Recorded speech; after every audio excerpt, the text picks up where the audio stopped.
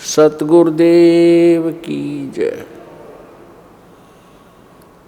सर्वसंगत से प्रार्थना है, सत्संग प्रारंभ हो रहा है। कृपया सत्संग स्थल पर शांतिपूर्वक विराजमान होकर के श्रद्धा से सत्संग सुने। परमेश्वर की प्यारी आत्माओं से पुनर्निवेदन है, सत्संग प्रारंभ हो रहा है। कृपया सत्संग स्थल पर शांतिपूर्वक विराजमान होकर के श्रद्धा से सत्संग सुने। सत सही।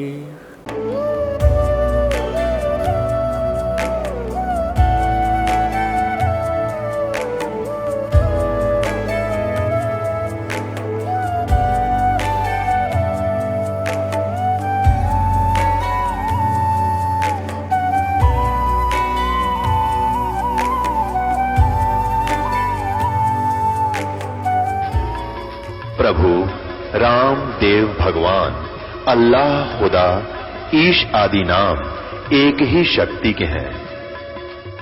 वो कैसा है, कहां है, कैसे मिलता है, किसने देखा है? ये प्रश्नवाचक चिन्ह पूर्ण रूप से हटाने के लिए अवश्य सुनिए जगत गुरु तत्वदर्शी संत रामपाल जी महाराज के अमृत वचन, सर्व पवित्र धर्मों के पवित्र शास्त्रों के आधार पर। नमस्कार दर्शकों, जैसा कि पिछली वीडियो में आपने जाना कि माता दुर्गा ने अपने तीनों पुत्रों का विवाह करके उनको भिन्न भिन्न लोक देकर उनमें निवास करने की आज्ञा देकर भेज दिया, जिनसे एक ब्रह्मांड में सर्व प्राणी उत्पन्न हुए हैं। इसके पश्चात से ही जन्म मरण तथा अन्य कष्टों का चक्र प्राणियों पर प्रारंभ है। इस काल ब्रह्म के लोक में कोई जीव सुखी नहीं है, हाहाकार मची है। निर्धन कहता है धनवासी सुखी, धनवान कह राजा को सुख भारी, राजा कह इंद्र सुखी, इंद्र कहे सुखी है त्रिपुरारी। हम सभी जीवात्माएं अपनी गलती के कारण इस कष्ट को झेल रहे हैं। जब तक जन्म मरण है तब तक सामान्य जीव से लेकर देवी देवता, श्री ब्रह्मा जी, श्री विष्णु जी तथा श्री शिव जी तक भी सुखी नहीं है। सबका जन्म मरण होता है। श्री देवी पुराण सचित्र मोटा टाइप केवल हिंदी गीता प्रेस गोरखपुर से प्रकाशित के तीसरे स्कंध में पृष्ठ 123 पर श्री विष्णु जी स्वयं कह रहे हैं कि हमारा तो जन्म मरण होता है, हम अविनाशी नहीं हैं। तो वहीं श्रीमद्भगवत गीता अध्याय 18 के श्लोक 62 में गीता ज्ञान दाता ब्रह्म ने कहा है कि हे अर्जुन, तू सर्वभाव से उस परमेश्वर परमक्षर ब्रह्म की शरण में जा, उसकी कृपा से तू परम शांति को और सनातन परम धाम को प्राप्त होगा। वहीं हमारे पवित्र ग्रंथों में पर ब्रह्म अर्थात अक्षर पुरुष का भी जिक्र किया गया है, जो ब्रह्म से अधिक शक्तिशाली दूसरा भगवान है। तो चलिए सृष्टि रचना के इस दूसरे पार्ट में हम सृष्टि रचना से जुड़े कुछ अन्य प्रश्नों के जवाब जानते हैं, जिनके विषय में आध्यात्मिक ज्ञान से जुड़ा प्रत्येक व्यक्ति जानना चाहता है। सवाल नंबर 1, पर ब्रह्म कौन है? उसके लोकों की रचना कैसे हुई? किस प्रकार से अक्षर पुरुष के 7 शंख ब्रह्मांड अस्तित्व में आए? क्या वहां भी काल लोक की तरह ही सृष्टि है? दर्शकों, हमारे पवित्र ग्रंथों में वर्णित पर ब्रह्म या अक्षर पुरुष दूसरा भगवान है। वह केवल 7 शंख ब्रह्मांडों का स्वामी है। जब कबीर साहिब ने अपने पुत्र अचिंत से सृष्टि रचने के लिए कहा था, तो अचिंत ने अपनी शब्द शक्ति से अक्षर पुरुष की उत्पत्ति की और कहा कि मेरी सृष्टि रचना में मदद करना। लेकिन वह सतलोक में बने मानसरोवर में जाकर सो गया, क्योंकि वहां सांसों से शरीर नहीं है।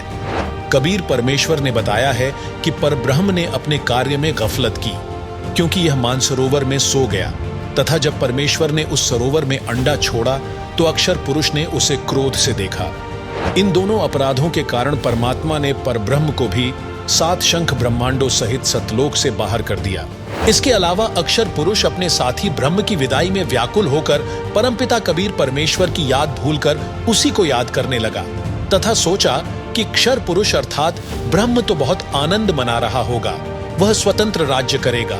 मैं पीछे रह गया तथा अन्य कुछ आत्माएं जो परब्रह्म के साथ 7 शंख ब्रह्मांडों में जन्म मृत्यु का कर्मदंड भोग रही हैं, उन हंस आत्माओं की विदाई की याद में खो गईं, जो ब्रह्म काल के साथ 21 ब्रह्मांडों में फंसी हैं तथा पूर्ण परमात्मा सुखदायी कबीरदेव की याद भुला दी।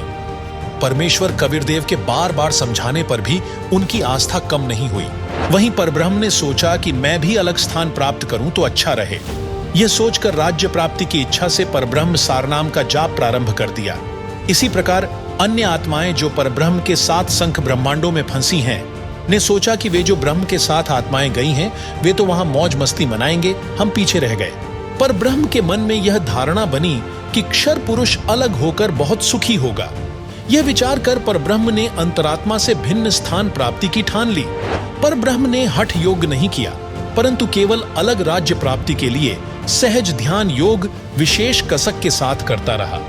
अलग स्थान प्राप्त करने के लिए पागलों की तरह विचरने लगा, खाना पीना भी त्याग दिया। अन्य कुछ आत्माएं जो पहले काल ब्रह्म के साथ गई आत्माओं के प्रेम में व्याकुल थी, वे अक्षर पुरुष के वैराग्य पर आसक्त होकर उसे चाहने लगी। पूर्ण प्रभु के पूछने पर परब्रह्म ने अलग स्थान मांगा तथा कुछ हंसात्माओं के लिए भी याचना की। तब कबीरदेव ने कहा कि जो आत्मा आपके साथ स्वेच्छा से जाना चाहे, उन्हें भेज देता हूं। पूर्ण प्रभु ने पूछा कि कौन हंस आत्मा परब्रह्म के साथ जाना चाहता है, सहमति व्यक्त करे। बहुत समय उपरांत एक हंस ने स्वीकृति दी। फिर देखा देखी उन सर्व आत्माओं ने भी सहमति व्यक्त कर दी। सर्वप्रथम स्वीकृति देने वाले हंस को स्त्री रूप बनाया, उसका नाम ईश्वरी माया प्रकृति सुरति रखा तथा अन्य आत्माओं को उस ईश्वरी माया में प्रवेश करके अचिंत द्वारा अक्षर पुरुष परब्रह्म के पास भेजा। कई युगों तक दोनों 7 शंख ब्रह्मांडों में रहे, परंतु परब्रह्म ने दुर्व्यवहार नहीं किया। ईश्वरी माया की स्वेच्छा से अंगीकार किया तथा अपनी शब्द शक्ति द्वारा नाखूनों से स्त्री इंद्री बनाई। ईश्वरी देवी की सहमति से संतान उत्पन्न की। इसलिए परब्रह्म के लोक 7 शंख ब्रह्मांडों में प्राणियों को तप्त शिला का कष्ट नहीं है तथा वहां पशु पक्षी भी ब्रह्मलोक के देवों से अच्छे चरित्र युक्त हैं। आयु भी बहुत लंबी है, परंतु जन्म मृत्यु कर्माधार पर कर्म दंड तथा परिश्रम करके ही उधर पूर्ति होती है। स्वर्ग तथा नरक भी ऐसे ही बने हैं। परमात्मा ने परब्रह्म को 7 शंख ब्रह्मांड उसके इच्छा रूपी भक्ति ध्यान अर्थात सहज समाधि विधि से कि उसकी कमाई के प्रतिफल में प्रदान किए तथा सतलोक से भिन्न स्थान पर गोलाकार परिधि में बंद करके 7 शंख ब्रह्मांडों सहित अक्षर ब्रह्म व ईश्वरी माया को निष्कासित कर दिया। सवाल नंबर 2, क्या है 14 युगों का रहस्य, साथ ही प्रमुख 4 युगों की क्या है गाथा? आखिर चारों युगों का समय काल कितना है और अंतिम युग कलयुग का आखिरी चरण कैसा होगा? दर्शकों, कबीर सागर में अंबु सागर 3रा अध्याय है, जिसमें 14 तरंग यानी भाग हैं। जैसा कि आपको सृष्टि रचना में बताया कि काल के 21 ब्रह्मांड हैं, उसने 5 ब्रह्मांडों का एक ग्रुप बनाया। ऐसे ऐसे 4 समूह 5-5 ब्रह्मांडों के बनाए हैं। एक ब्रह्मांड भिन्न रखा है जो इन सबके समान क्षेत्रफल वाला है। अब जिन 13 युगों का वर्णन हम कर रहे हैं, वह इस ब्रह्मांड जिसमें हम रह रहे हैं इसका नहीं है। वह विवरण 5वें ब्रह्मांड का है जो समूह के मध्य वाला है। 5वें ब्रह्मांड में प्रत्येक ब्रह्मांड के समांतर सृष्टि चलती है। जिस ब्रह्मांड में हम रह रहे हैं, इसमें जो परमेश्वर कबीर जी की भक्ति सतनाम तक करते रहे हैं, वे बीच में भक्ति छोड़ गए, गुरुद्रोही नहीं हुए। उनको धोखा देने के लिए काल ब्रह्म उन्हें 5वें मध्य वाले ब्रह्मांड में रोके रखता है। ओम नाम जाप की भक्ति की कमाई तो इसी ब्रह्मांड जिसमें हम रह रहे हैं ब्रह्मलोक में भोगते हैं। पुनः जन्म मरण चक्र में गिर जाते हैं। इसके 4 युग हैं, सतयुग, त्रेता युग, द्वापर युग तथा कलयुग। उस 5वें यानी मध्य वाले ब्रह्मांड में 13 युग होते हैं।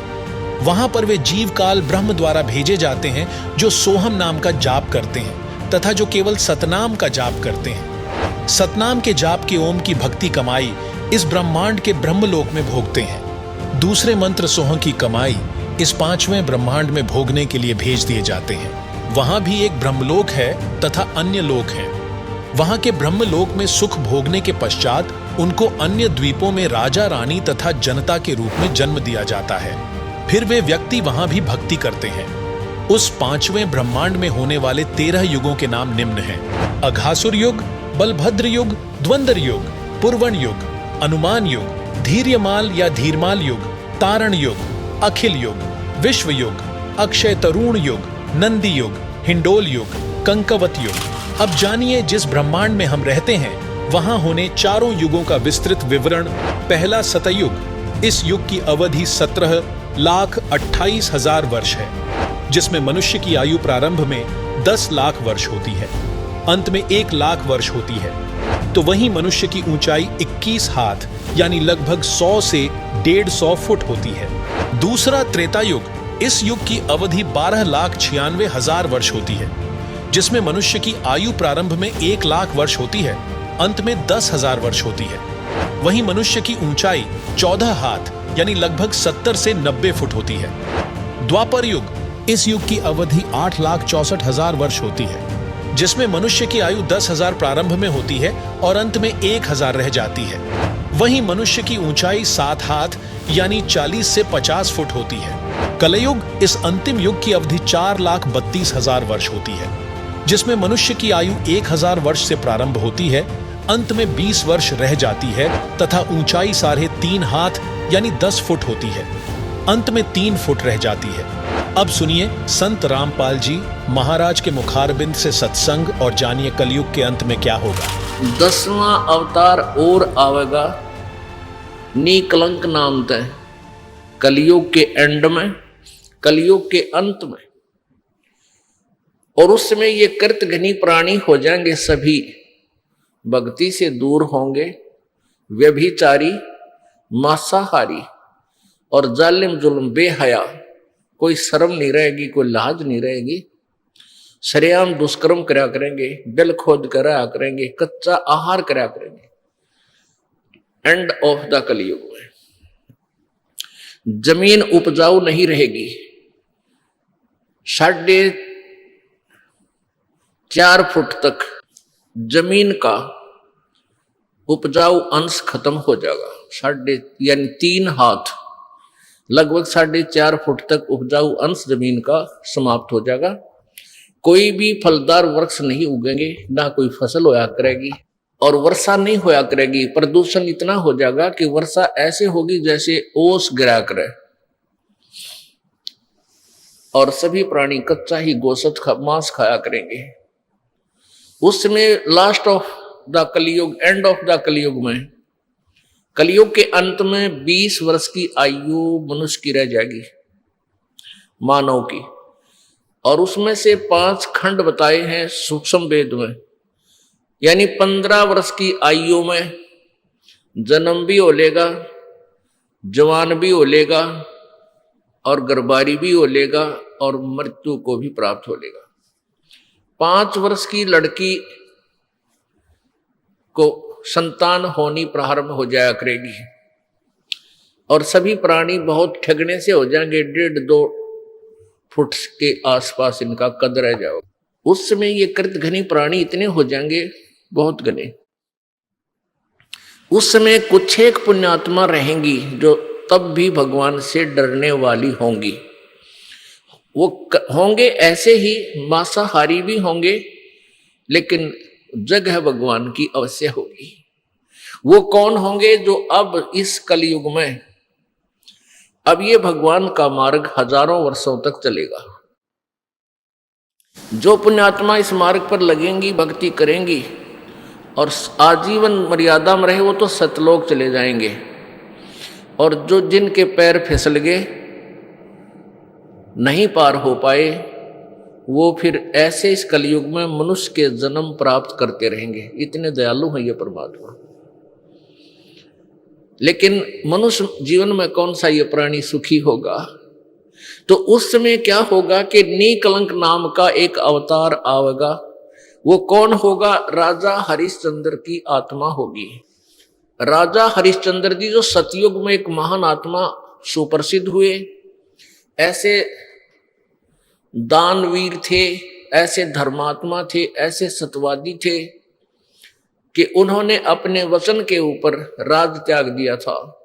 अपनी पत्नी को भी बेच दिया, अपने आप को भी बेच दिया, अपने सत्य की रक्षा की, जिस कारण से प्रसन्न होकर के प्रभु ने उसको विष्णु लोक में स्थान दे दिया। अब वो विष्णु लोक में है अपने पूर्व जन्म के पुण्यों के कारण। और जब वहां से इस पुण्यात्मा को 10वां अवतार बनाकर यू काल भेजेगा।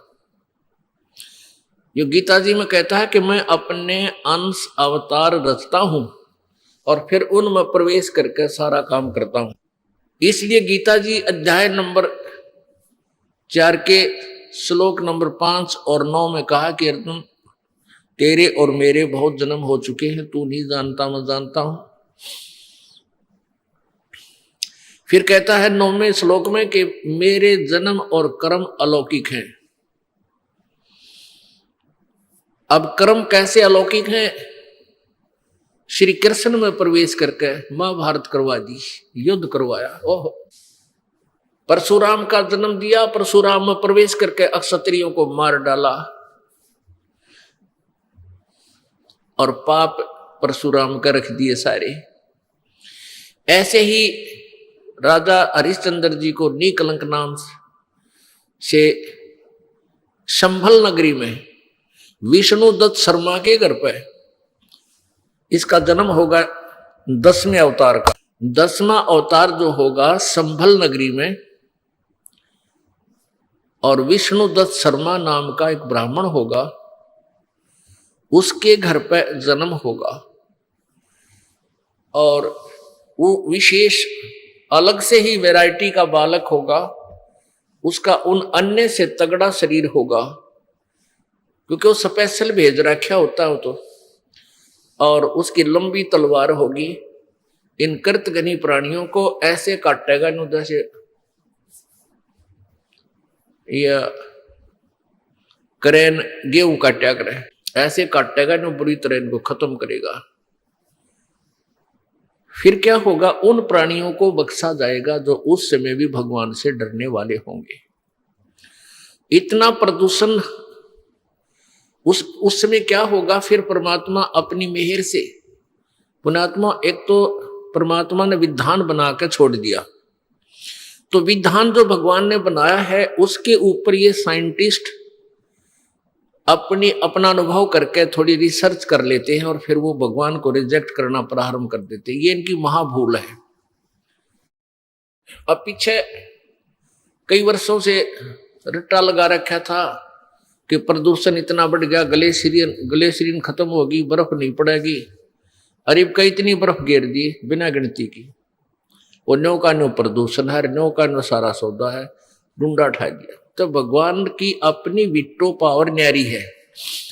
तो क्या होगा? कलयुग के एंड में इन सभी को नाश करेगा, ऐसी दुष्ट आत्माओं को काटा जाएगा, खत्म करेगा। उसके बाद जो पुण्य उस समय थोड़ी बहुत आस्था भगवान की जिनमें होगी वो शेष बचेंगे। फिर बहुत जबरदस्त वर्षा होगी और वो पहले वर्षा प्रारंभ होगी बहुत ज्यादा। वो व्यक्ति वहां से खिसक जाएंगे, मैदानी स्थान छोड़कर पहाड़ों पर चले जाएंगे। बहुत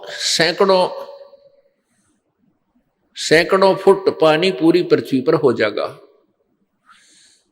और फिर बहुत समय तक ये पानी धीरे धीरे ये जल सूखना शुरू होगा और जो जमीन का अनउपजाऊ अंश था वो जल के कारण ऊपर आ जाएगा और फिर धीरे धीरे वो सूखेगा। सारा पानी जल सूख के फिर उसमें जंगल हो जाएगा, पूरी पृथ्वी पर वन हो जाएगा, पेड़ पौधे बहुत ज्यादा उग जाएंगे और फिर पर्यावरण का परिवर्तन फिर होगा। वन जो है ऑक्सीजन छोड़ते हैं पेड़ और कार्बन डाइऑक्साइड वायु से लेकर के पुनः पूरे वायुमंडल को शुद्ध कर देंगे। फिर उन शेष बचे हुए प्राणियों के घर पर जो बालक होंगे वो उल्टे होंगे। उल्टे कैसे? माता पिता तो 2.5 फुट के और बेटा बेटी हो जाएंगे 4-4, 5-5 फुट के। फिर धीरे धीरे बढ़ना शुरू होगा। तो सतयुग में सैकड़ों फुट हाइट के इंसान हो जाते हैं, सैकड़ों फुट, और लाखों वर्ष की आयु हो जाती, क्योंकि शुद्ध वायु, शुद्ध वातावरण, बीमारी होती नहीं उस समय सतयुग में, बहुत कम। सवाल नंबर 3, महाप्रलय क्या है, कितनी महाप्रलय होती है क्या महाप्रलयों के अंतर्गत संपूर्ण सृष्टि व सर्व ब्रह्मांडों का भी विनाश होता है? दर्शकों, महाप्रलय का अर्थ है बड़ी विनाशकारी घटना।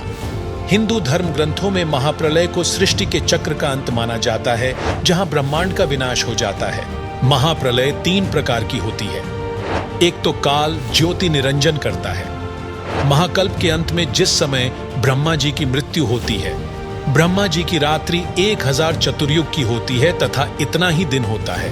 30 दिन रात्रि का एक महीना, 12 महीनों का एक वर्ष, 100 वर्ष का एक ब्रह्मा जी का जीवन, यह एक महाकल्प कहलाता है। दूसरी महाप्रलय 7 ब्रह्मा जी की मृत्यु के बाद एक विष्णु जी की मृत्यु होती है। 7 विष्णु जी की मृत्यु के उपरांत एक शिव की मृत्यु होती है।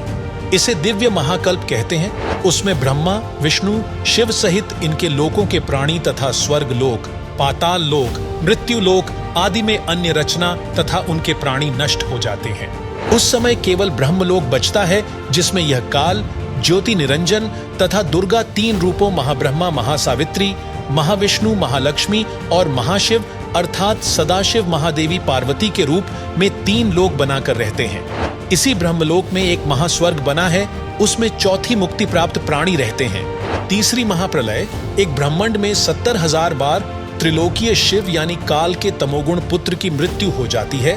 तब एक ब्रह्मांड की प्रलय होती है तथा ब्रह्मलोक में 3 स्थानों पर रहने वाला काल महाशिव अपना महाशिव वाला शरीर भी त्याग देता है।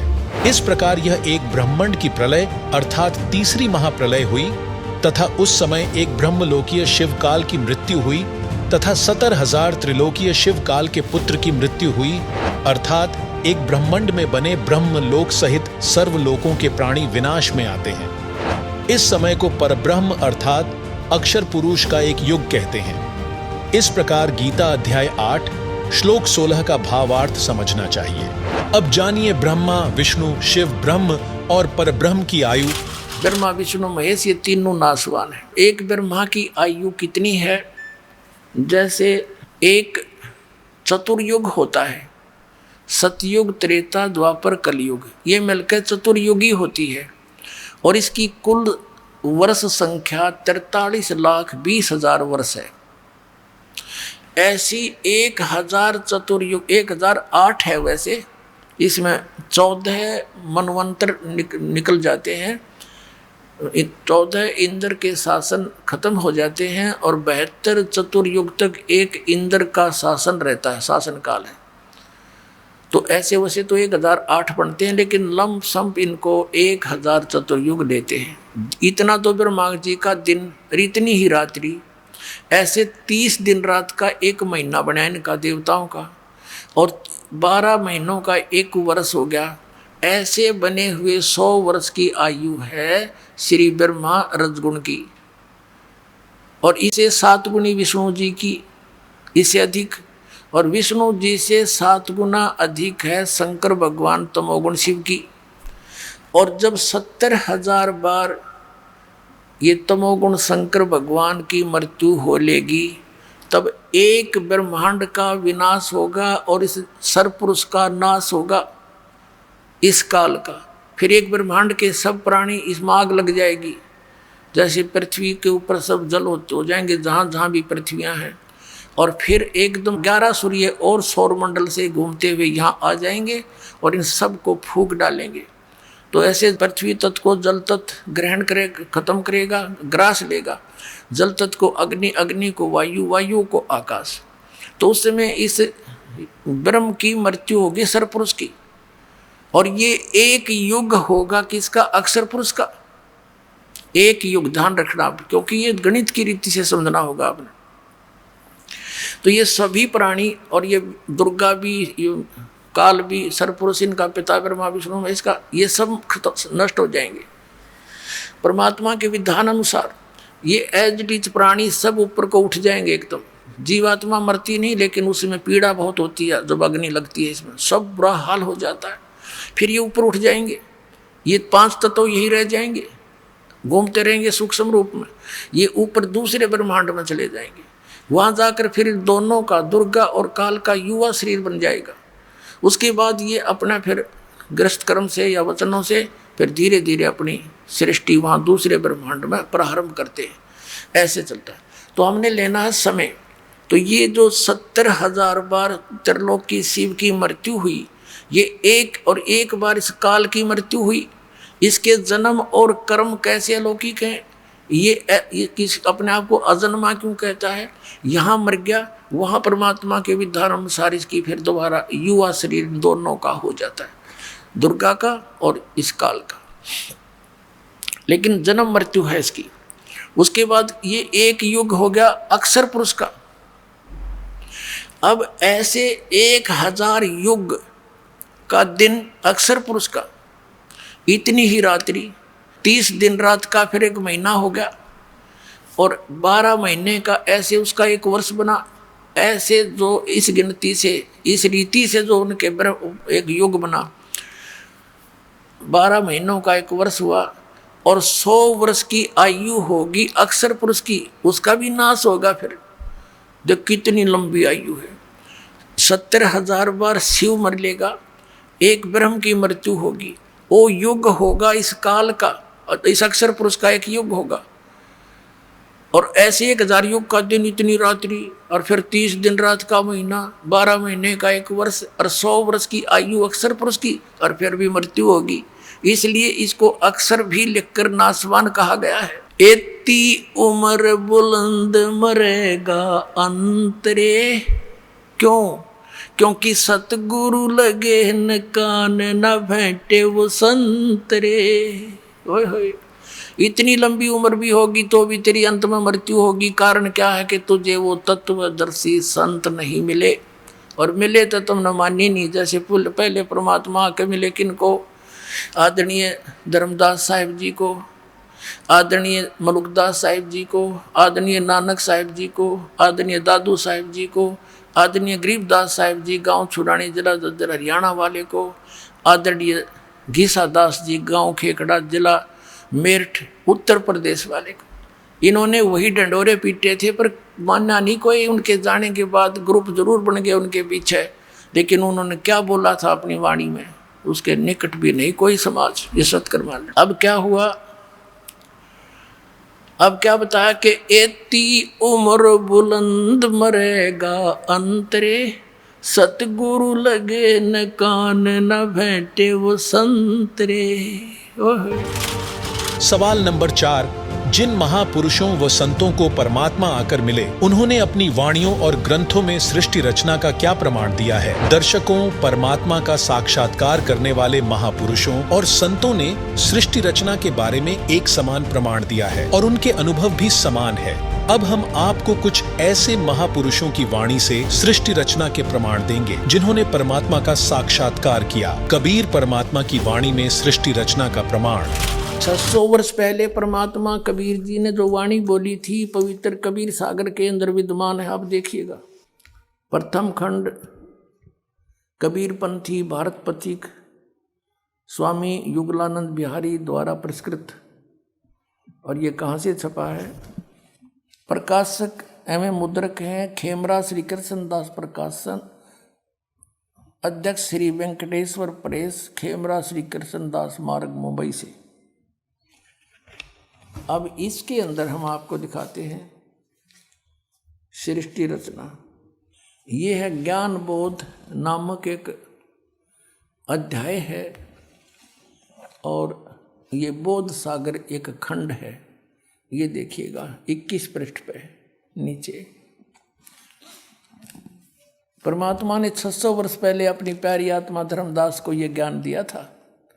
धर्मदास ये जग बोराना, कोई न जाने पद निर्वाणा, यही कारण मैं कथा पसारा, जग से कहिए वो राम नियारा। ये नाम नहीं है, ये गलत लिखा इन्होंने कबीर पंथियों ने। ये बाद में संशोधन में इन्होंने अपने हिसाब से कुछ गड़बड़ी कर रखी है। यही ज्ञान जग जीव सुनावो, सब जीवों का भरम नसाओ, अब मैं तुमसे कहूँ चिताई, तेरे देवन की उत्पत्ति बाई। तीनों देवताओं ब्रह्मा विष्णु महेश की अब तुझे उत्पत्ति बताता हूँ। कुछ संक्षेप कहूँ गहुराई, सब संशय तुम्हारे मिट जाई, भरम गए जग वेद पुराना, आदि राम का भेद ना जाना। ये नाम गलत लिखा है, राम है, आगे चल कर क्लियर होगा। यो राम राम सब जगत बखाने, आदि राम कोई बिरला जाने। ये राम है शब्द है, गलत लिखा है कि सभी राम राम कहते हैं, उस आदि राम सनातन परमात्मा को कोई बिरला ही जानता। ये राम शब्द है, नाम नहीं। इन संशोधनकर्ताओं ने अपनी अज्ञान सोच से कुछ इसमें गड़बड़ी कर रखी है, वही हम शुद्ध कर लेंगे। राम राम सब जगत बखाने, आदि राम कोई बिरला जाने। ज्ञानी सुने सो हृदय लगाई, मूर्ख सुने तो गम ना पाई। माँ अष्टंगी पिता निरंजन, ये जमदारुण वंशन अंजन। इन ब्रह्मा विष्णु महेश की माता तो अष्टंगी दुर्गा है, इनका पिता ज्योत निरंजन है। पहले कीन निरंजन राई, पीछे से माया उपजाई। कहते पहले तो ज्योत निरंजन को उत्पन्न किया इस काल को अंडे से, और पीछे से दुर्गा की उत्पत्ति की। माया रूप देख अति शोभा, यो देव निरंजन तन मन लोभा। दुर्गा के सुंदर रूप को देखकर इसके मन में दोष आ गया। कामदेव धर्मराय सताए, देवी को तुरंत धर खाए। पेट से देवी करी पुकारी, हे साहेब मोहे करो उबारी। पेट से दुर्गा ने पुकार करी। टेर सुनी सतगुरता आए, अष्टंगी को बंद छुड़वाए। परमात्मा कहते हैं कि टेर सुनी तहाँ हम आए, यहाँ इन्होंने अपने हिसाब से लिख दिया, सतगुरु तहाँ आए, अष्टंगी के बंद छुड़वाए, यानी उसके पेट से निकाले बंधन से। अब 22 पृष्ठ पर ज्ञान बोध। धर्मराय को हिकमत की ना, नख रेखा से भग कर लेना। नाखनों से स्त्री इंद्री लगा बना दी। धर्मराय करे भोग विलासा, माया को रही तब आशा। ये दुर्गा प्रेग्नेंट हुई। 3 पुत्र अष्टंगी जाए, ब्रह्मा विष्णु शिव नाम धराए। 3 देव विस्तार चलावे, इनमें यो जग धोखा खावे। पुरुष गम कैसे के पावे, काल निरंजन जग भरमावे। 3 लोक अपने सुत दीना, सुन निरंजन बासालीना। अलख निरंजन सुन ठिकाना, ब्रह्मा विष्णु शिव वेद न जाना। आज तक ब्रह्मा विष्णु महेश को नहीं पता हमारा पिता कौन है। 3 देव सो उसको ध्यावे, निरंजन का वो पार न पावे। ये तीनों देवता ब्रह्मा विष्णु महेश कहते आज तक उसी की खोज में लग रहे, न वो भी ना पा लिया, सतलोक तो बहुत दूर की बात है। अलख निरंजन बड़ा बटपारा, बटपारा माने ठग, धोखेबाज है ये।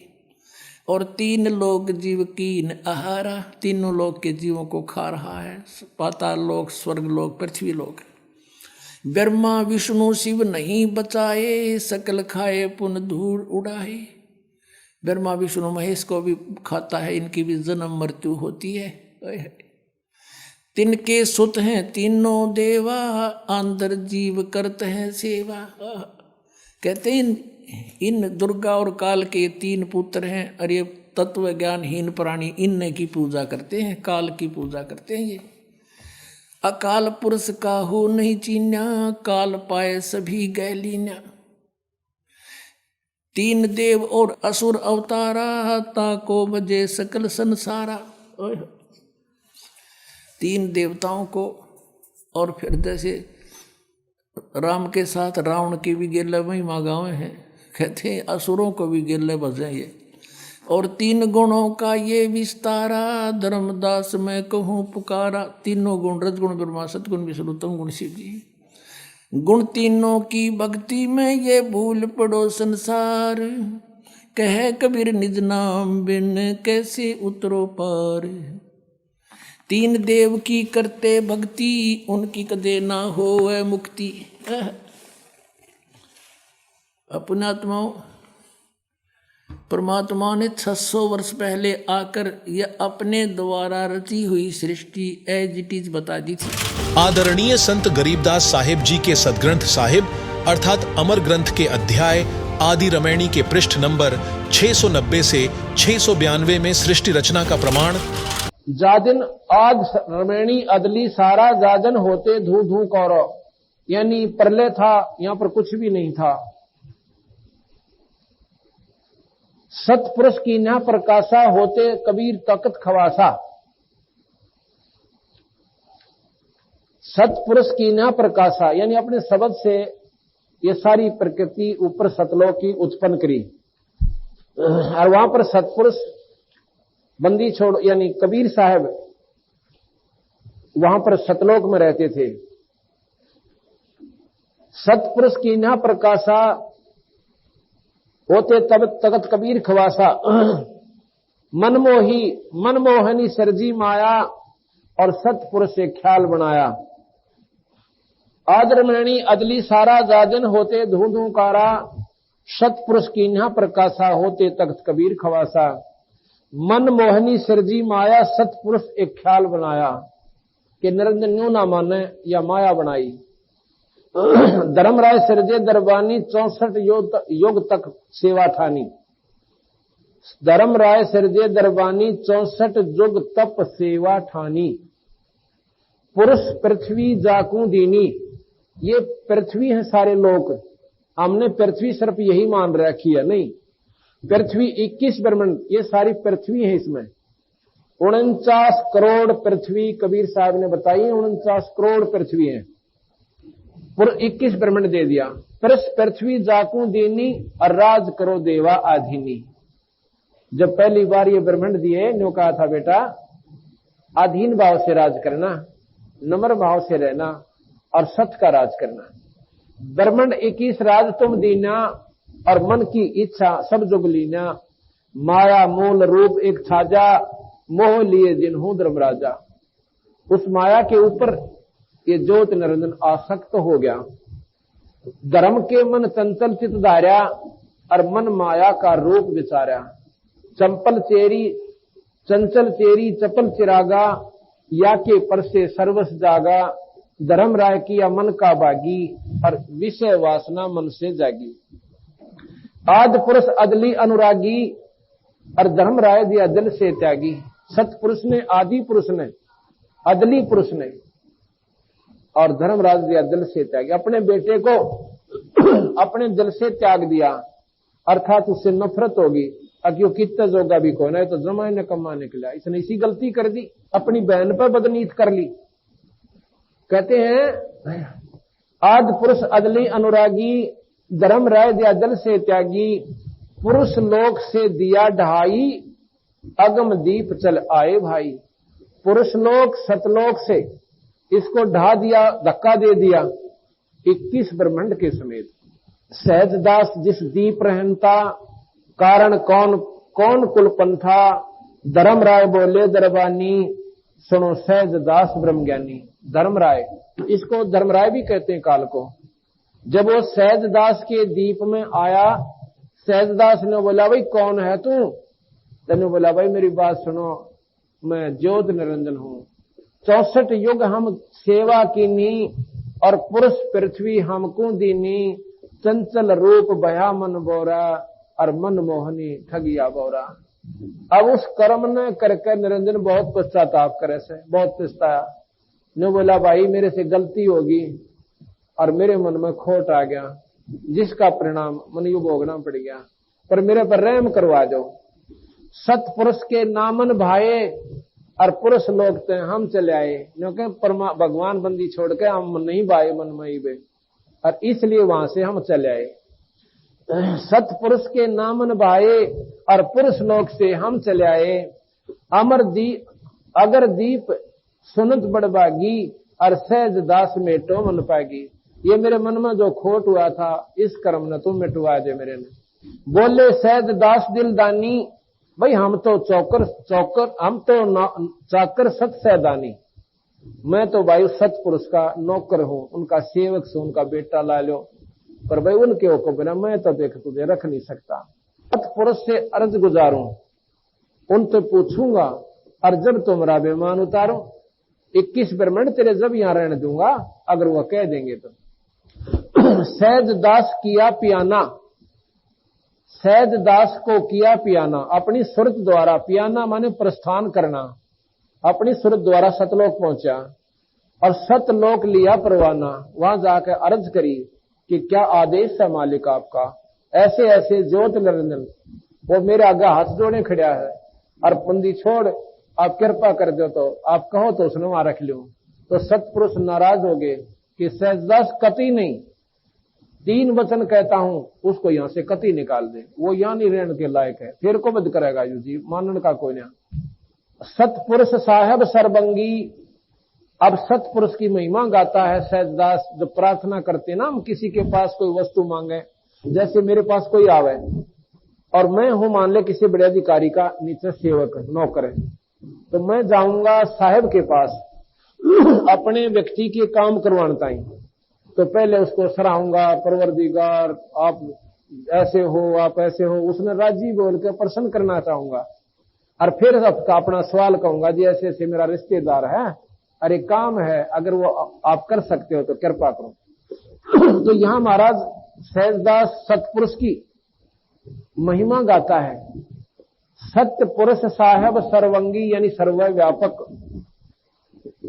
अवगत अदली अचल अभंगी, अभिगत जिसकी महिमा ने कोई जान ना सके, अदली जाकारी, अचल जो अमर है, जो सथाई है, स्थिर है, आप अमर हो, अचल हो, आप सथाई हो, अभंगी आप एक रस रहते हो, धर्मराय तुम्हारा दरबानी, वो धर्मराय निरंजन काल, अगर दीप चल गए प्राणी, वो आपका वो जीव।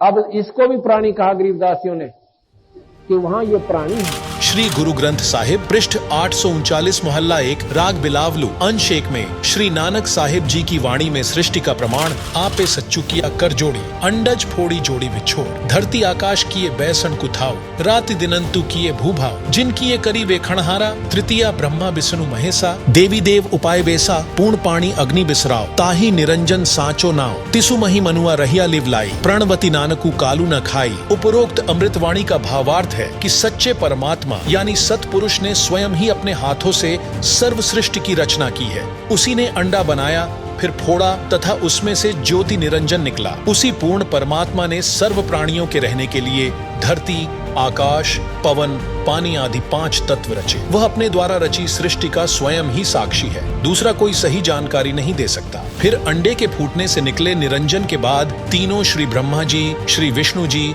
तथा श्री शिव जी की उत्पत्ति हुई तथा अन्य देवी देवता उत्पन्न हुए तथा अनगिनत जीवों की उत्पत्ति हुई। उसके बाद अन्य देवों के जीवन चरित्र तथा अन्य ऋषियों के अनुभव के 6 शास्त्र तथा 18 पुराण बन गए। पूर्ण परमात्मा के सच्चे नाम अर्थात सतनाम की साधना अनन्य मन से करने से तथा गुरु मर्यादा में रहने वाले को श्री नानक जी कह रहे हैं कि काल नहीं खाता।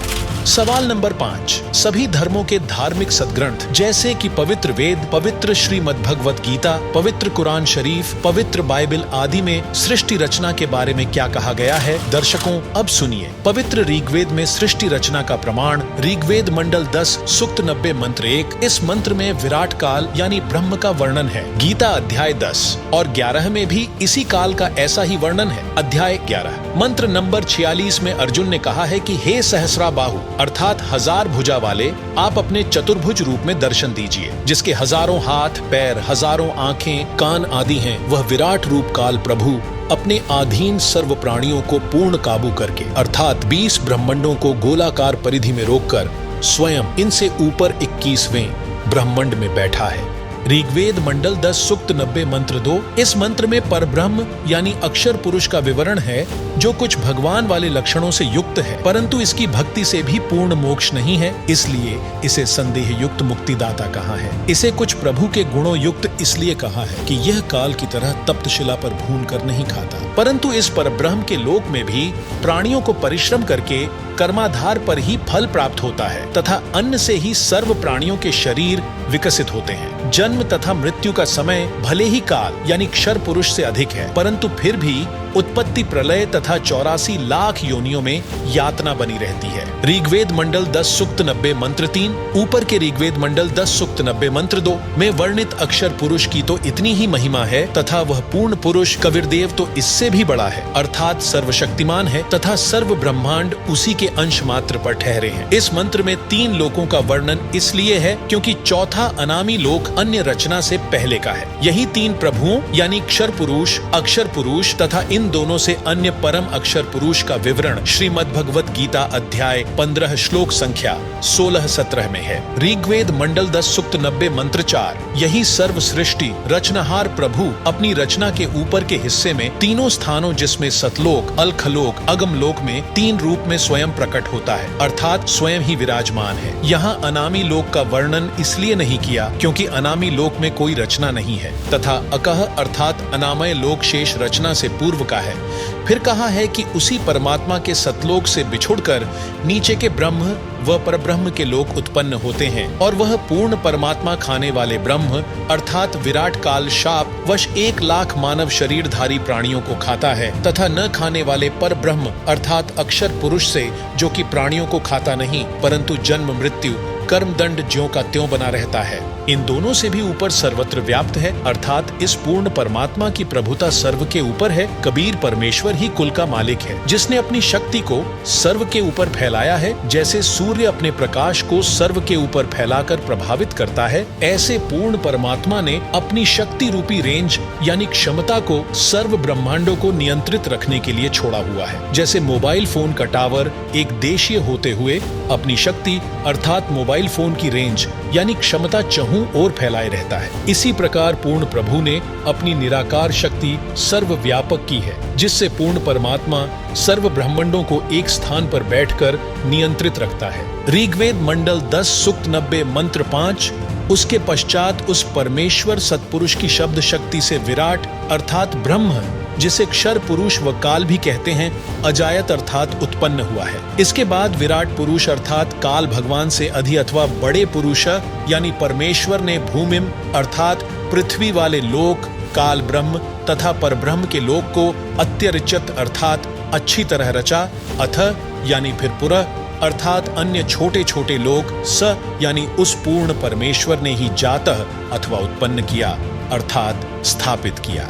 ऋग्वेद मंडल 10 सूक्त 90 मंत्र 15, जो निर्विकार जिन्होंने मांस, शराब, तंबाकू सेवन करना त्याग दिया है तथा अन्य बुराइयों से रहित है, वे देव स्वरूप भक्त आत्माएं शास्त्र विधि रहित पूजा को त्याग कर शास्त्रानुकूल साधना करते हैं। वे भक्ति की कमाई से धनी होकर काल के ऋण से मुक्त होकर अपनी सतभक्ति की कमाई के कारण उस सर्व सुखदायी परमात्मा को प्राप्त करते हैं, अर्थात सतलोक में चले जाते हैं, जहां पर सर्वप्रथम रची सृष्टि के देव स्वरूप अर्थात पाप रहित हंस आत्माएं रहती हैं। जैसे कुछ आत्माएं तो काल यानी ब्रह्म के जाल में फंसकर यहाँ आ गईं, कुछ पर ब्रह्म के साथ 7 संख ब्रह्मांडों में आ गईं, फिर भी असंख्य आत्माएं जिनका विश्वास पूर्ण परमात्मा में अटल रहा, जो पतिव्रता पद से नहीं गिरी, वे वहीं रह गईं। इसलिए यहाँ वही वर्णन पवित्र वेदों ने भी सत्य बताया है। यही प्रमाण गीता अध्याय 8 के श्लोक संख्या 8 से 10 में वर्णन है कि जो साधक पूर्ण परमात्मा की सत साधना शास्त्र विधि अनुसार करता है, वह भक्ति की कमाई के बल से उस पूर्ण परमात्मा को प्राप्त होता है, अर्थात उसके पास चला जाता है। इससे सिद्ध हुआ कि 3 प्रभु हैं, ब्रह्म, परब्रह्म, पूर्ण ब्रह्म। इन्हीं को ब्रह्म, ईश, क्षर पुरुष, परब्रह्म, अक्षर पुरुष, अक्षर ब्रह्म ईश्वर तथा पूर्ण ब्रह्म, परम अक्षर ब्रह्म, परमेश्वर सतपुरुष आदि पर्यायवाची शब्दों से जाना जाता है। यही प्रमाण ऋग्वेद मंडल 9 सूक्त 96 मंत्र 17 से 20 में स्पष्ट है कि पूर्ण परमात्मा कबीरदेव यानी कबीर परमेश्वर शिशु रूप धारण करके प्रकट होता है तथा अपना निर्मल ज्ञान अर्थात तत्व ज्ञान कबीरगीर भी यानी कबीर वाणी के द्वारा अपने अनुयायियों को बोल बोल कर वर्णन करता है। वह कबीरदेव यानी कबीर परमेश्वर क्षर पुरुष के धाम तथा अक्षर पुरुष के धाम से भिन्न जो पूर्ण ब्रह्म का तीसरा रीत धाम अर्थात सतलोक है, उसमें आकार में विराजमान है तथा सतलोक से चौथा अनामी लोक है, उसमें भी यही कबीरदेव यानी कबीर परमेश्वर अनामी पुरुष रूप में मनुष्य सदृश आकार में विराजमान है। अब जानिए पवित्र अथर्ववेद में सृष्टि रचना का प्रमाण अथर्ववेद कांड नंबर 4 अनुवाक नंबर 1 मंत्र नंबर 1। ब्रह्मज्ञानं प्रथमं पुरस्तात् विषेमतस्तुर्यो वेनावः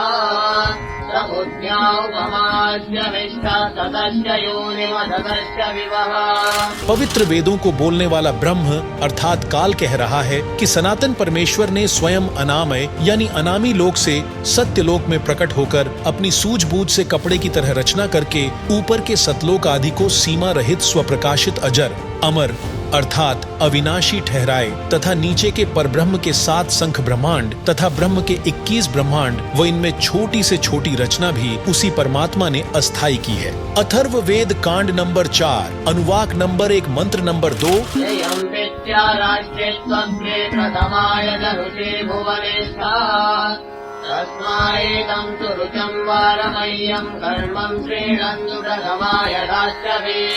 जगत पिता परमेश्वर ने अपनी शब्द शक्ति से राष्ट्रीय अर्थात सबसे पहली माया राजेश्वरी उत्पन्न की तथा उसी पराशक्ति के द्वारा एक दूसरे को आकर्षण शक्ति से रोकने वाले कभी न समाप्त होने वाले गुण से उपरोक्त सर्व ब्रह्मांडों को स्थापित किया है। अथर्ववेद कांड नंबर 4 अनुवाक नंबर 1 मंत्र नंबर 3।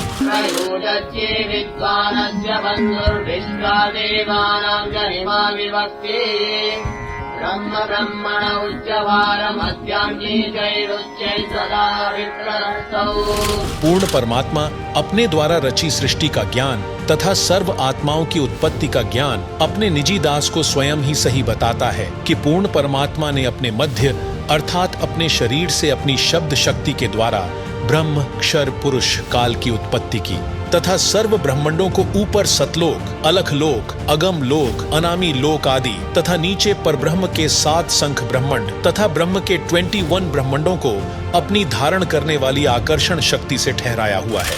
जैसे पूर्ण परमात्मा कबीर परमेश्वर अर्थात कबीरदेव ने अपने निजी सेवक अर्थात सखा श्री धर्मदास जी आदरणीय गरीबदास जी आदि को अपने द्वारा रची सृष्टि का ज्ञान स्वयं ही बताया। उपरोक्त वेद मंत्र भी यही समर्थन कर रहा है। अथर्ववेद कांड नंबर 4 अनुवाक नंबर 1 मंत्र नंबर 4।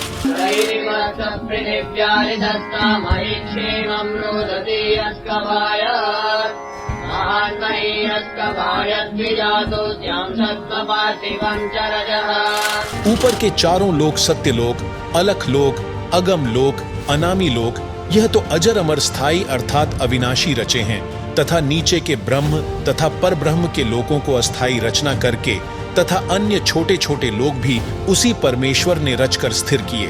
अथर्ववेद कांड नंबर 4 अनुवाक नंबर 1 मंत्र नंबर 5।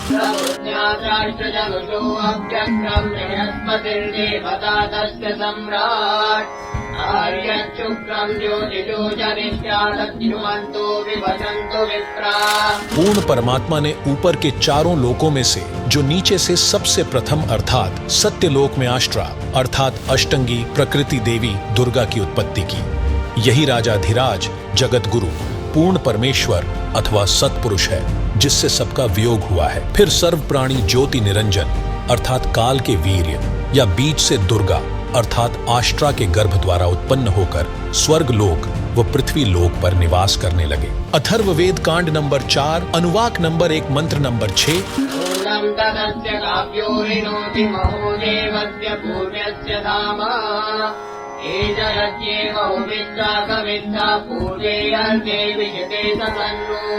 वही पूर्ण परमेश्वर सत्य साधना करने वाले साधक को उसी पहले वाले स्थान अर्थात सत्यलोक में ले जाता है जहां से बिछुड़ कर आए थे। वहां उस वास्तविक सुखदायी प्रभु को प्राप्त करके खुशी से आत्म विभोर होकर मस्ती से स्तुति करता है कि हे परमात्मा असंख्य जन्मों के भूले भटकों को वास्तविक ठिकाना मिल गया। इसी का प्रमाण पवित्र ऋग्वेद मंडल 10 सूक्त 90 मंत्र 16 में भी है। आदरणीय गरीबदास जी को इसी प्रकार पूर्ण परमात्मा कबीरदेव यानी कबीर परमेश्वर स्वयं सत्य भक्ति प्रदान करके सत्य लोक लेकर गए थे। तब अपनी अमृत वाणी में आदरणीय गरीबदास जी महाराज ने आंखों देखकर कहा, अजब नगर में ले गया हमको सतगुरु आन, झिलके बिंब अगाध गति वह सोते चादर तान।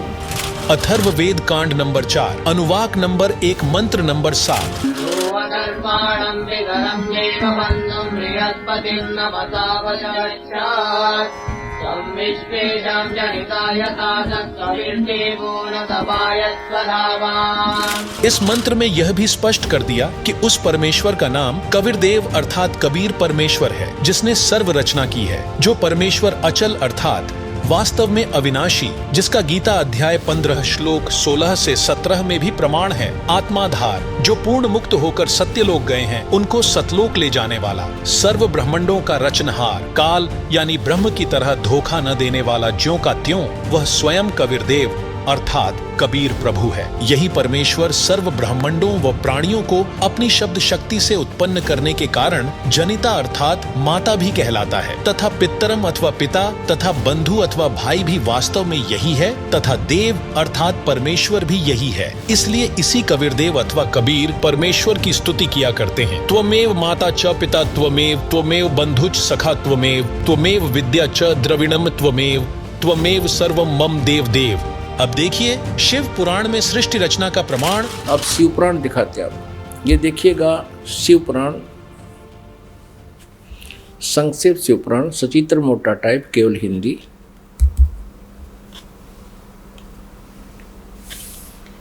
गीता प्रेस गोरखपुर से प्रकाशित है।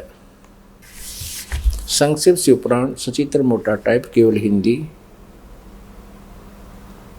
संपादक हनुमान प्रसाद पोद्दार।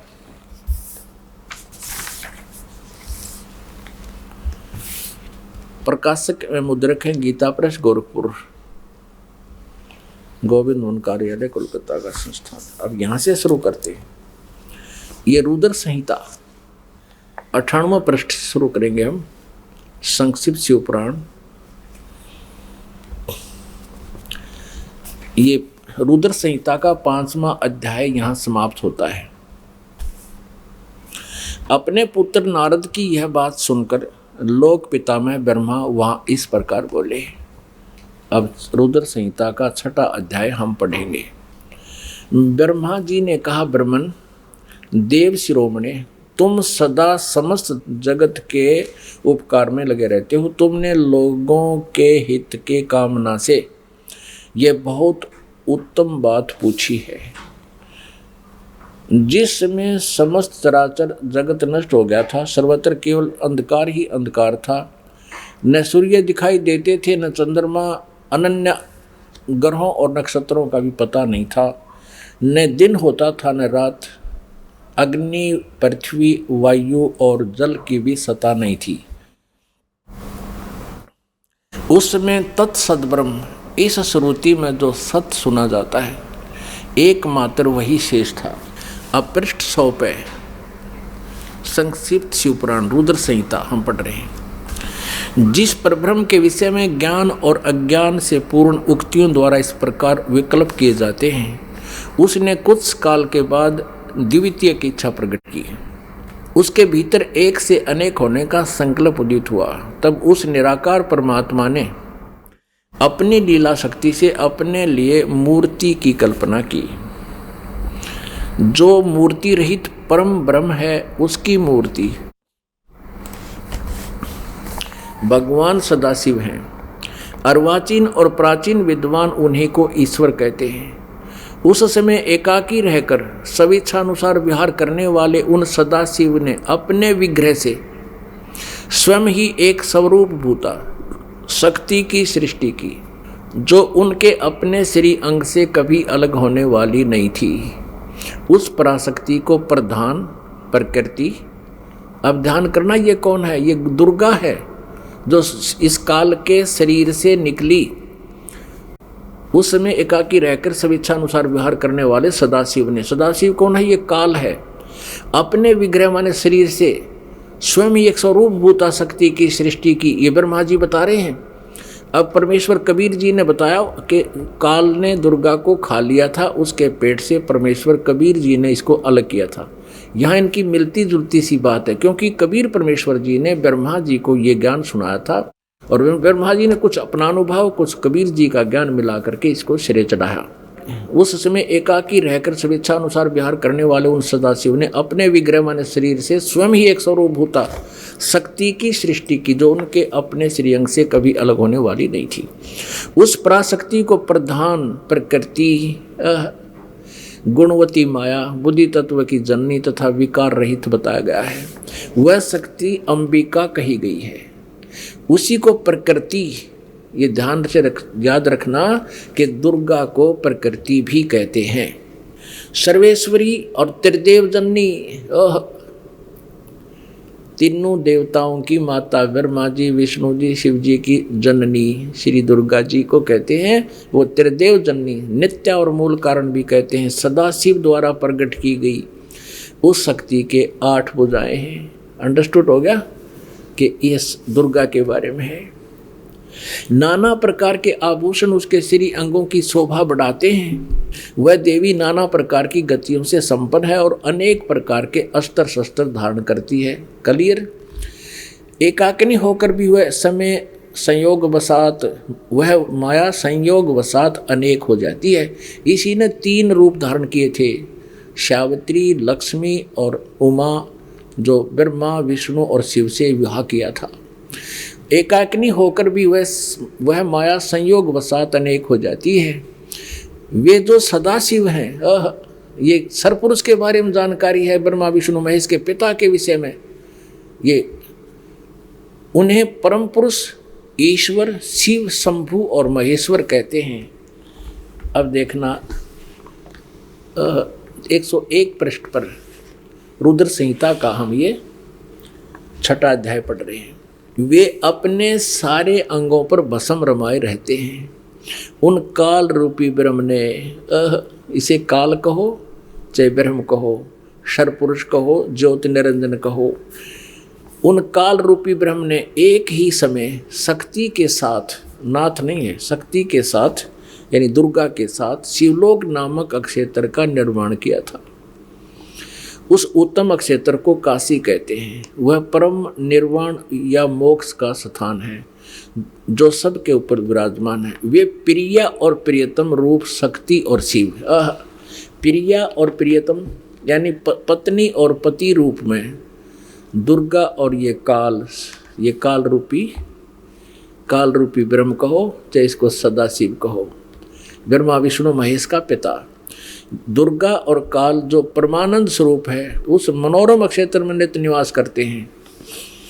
शिव और शिवाने, शिव यहाँ ये काल रूपी ब्रह्म है, क्योंकि शिव का रूप धारण भी कर लेता है ये अपने पुत्र जैसा, क्योंकि अपने वास्तविक रूप में कभी किसी के समक्ष नहीं आता। ये शिव यानी इस काल रूपी ब्रह्म ने, ये काल रूपी ब्रह्म ने, शिव और शिवाने, काल और दुर्गा ने प्रलय काल में भी उस अक्षेत्र को अपने सानिध्य से मुक्त नहीं किया है।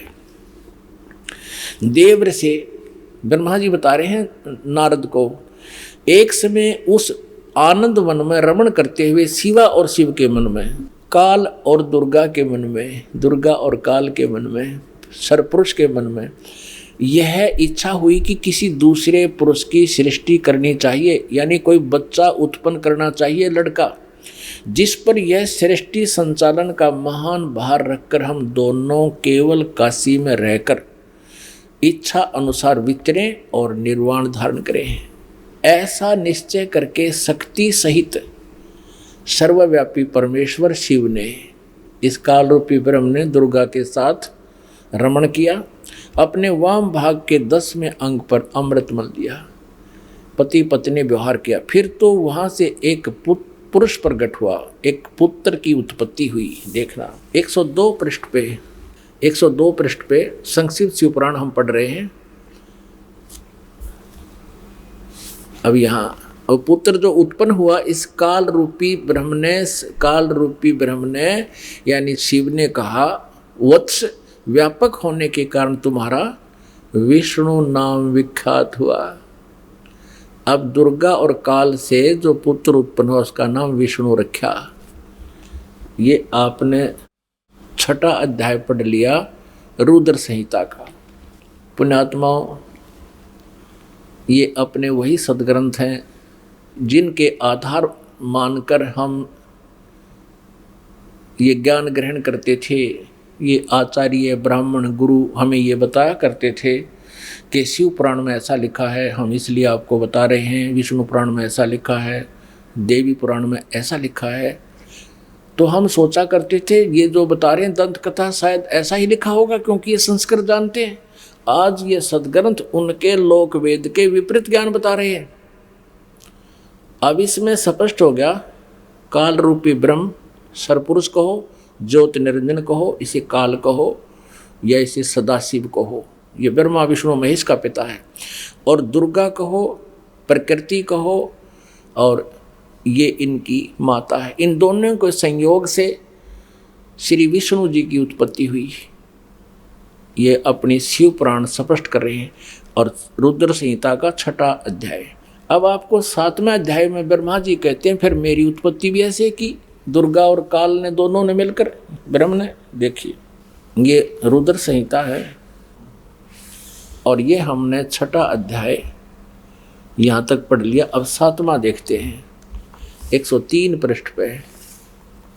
ब्रह्मा जी कहते हैं देवर से, ब्रह्मा जी कहते हैं नारद को देवर से, तत्पश्चात कल्याणकारी परमेश्वर साव सदाशिव ने पूर्ववत प्रयत्न करके, जैसे विष्णु जी को उत्पन्न किया, मुझे अपने दाहिने अंग से उत्पन्न किया। उन परमेश्वर ने मुझे तुरंत ही अपनी माया से मोहित करके नारायण देव के नाभि कमल में डाल दिया और लीला पूर्वक मुझे वहाँ से प्रकट किया। इस प्रकार उस कमल के पुत्र के रूप में मुझ हिरण्यगर्भ का जन्म हुआ। अब पुण्यात्माओं, यहाँ पर अनुवाद करता थोड़ा सा विचलित हो गया। अब उसने सोचा कि भी अब शिव से शिव की उत्पत्ति कैसे लिखूं, क्योंकि अनुवाद करता भी तत्व ज्ञान से परिचित नहीं था। लेकिन कहते हैं सच्चाई छुपती नहीं, चोर चुरावे तुमबड़ी गाड्डे पानी में, वो गाड्डे व ऊपर आवे ना, सच्चाई छानी ना। अब देखना, इसी रुद्र संहिता हम पढ़ रहे हैं,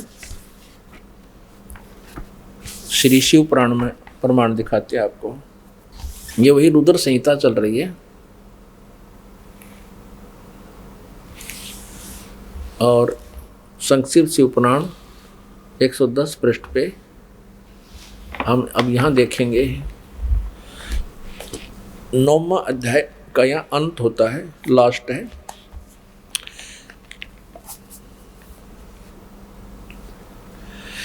इस प्रकार ब्रह्मा विष्णु और रुद्र इन 3 देवताओं में गुण हैं। इस प्रकार ब्रह्मा विष्णु रुद्र इन 3 देवताओं में गुण हैं, परंतु शिव गुणातीत माने गए हैं। अब देखो 3 ये है, ब्रह्मा विष्णु और रुद्र, और ये काल रूपी ब्रह्म इनसे अलग है। 4 हो गए। और स्पष्ट करते हैं पवित्र श्रीमद् भगवत गीता में सृष्टि रचना का प्रमाण अध्याय नंबर 14 के मंत्र 3, 4, 5 में स्पष्ट हो जाता है कि रजगुण ब्रह्मा, सतगुण विष्णु, तमगुण शिव जी ये प्रकृति यानी दुर्गा से उत्पन्न हुए हैं। और यही पुराण बता रहे हैं, यही गीता जी प्रत्यक्ष कर रही है, स्पष्ट कर रही है। अध्याय नंबर 14 का ये देखिए, अध्याय नंबर 14 और ये देखिएगा मंत्र नंबर 3, 3, 4, 5 आपको सुनाते हैं। हे अर्जुन, मेरी महत ब्रह्म रूप मूल प्रकृति सभी संपूर्ण भूतों यानी प्राणियों की योनि अर्थात गर्भाधान स्थान है, और मैं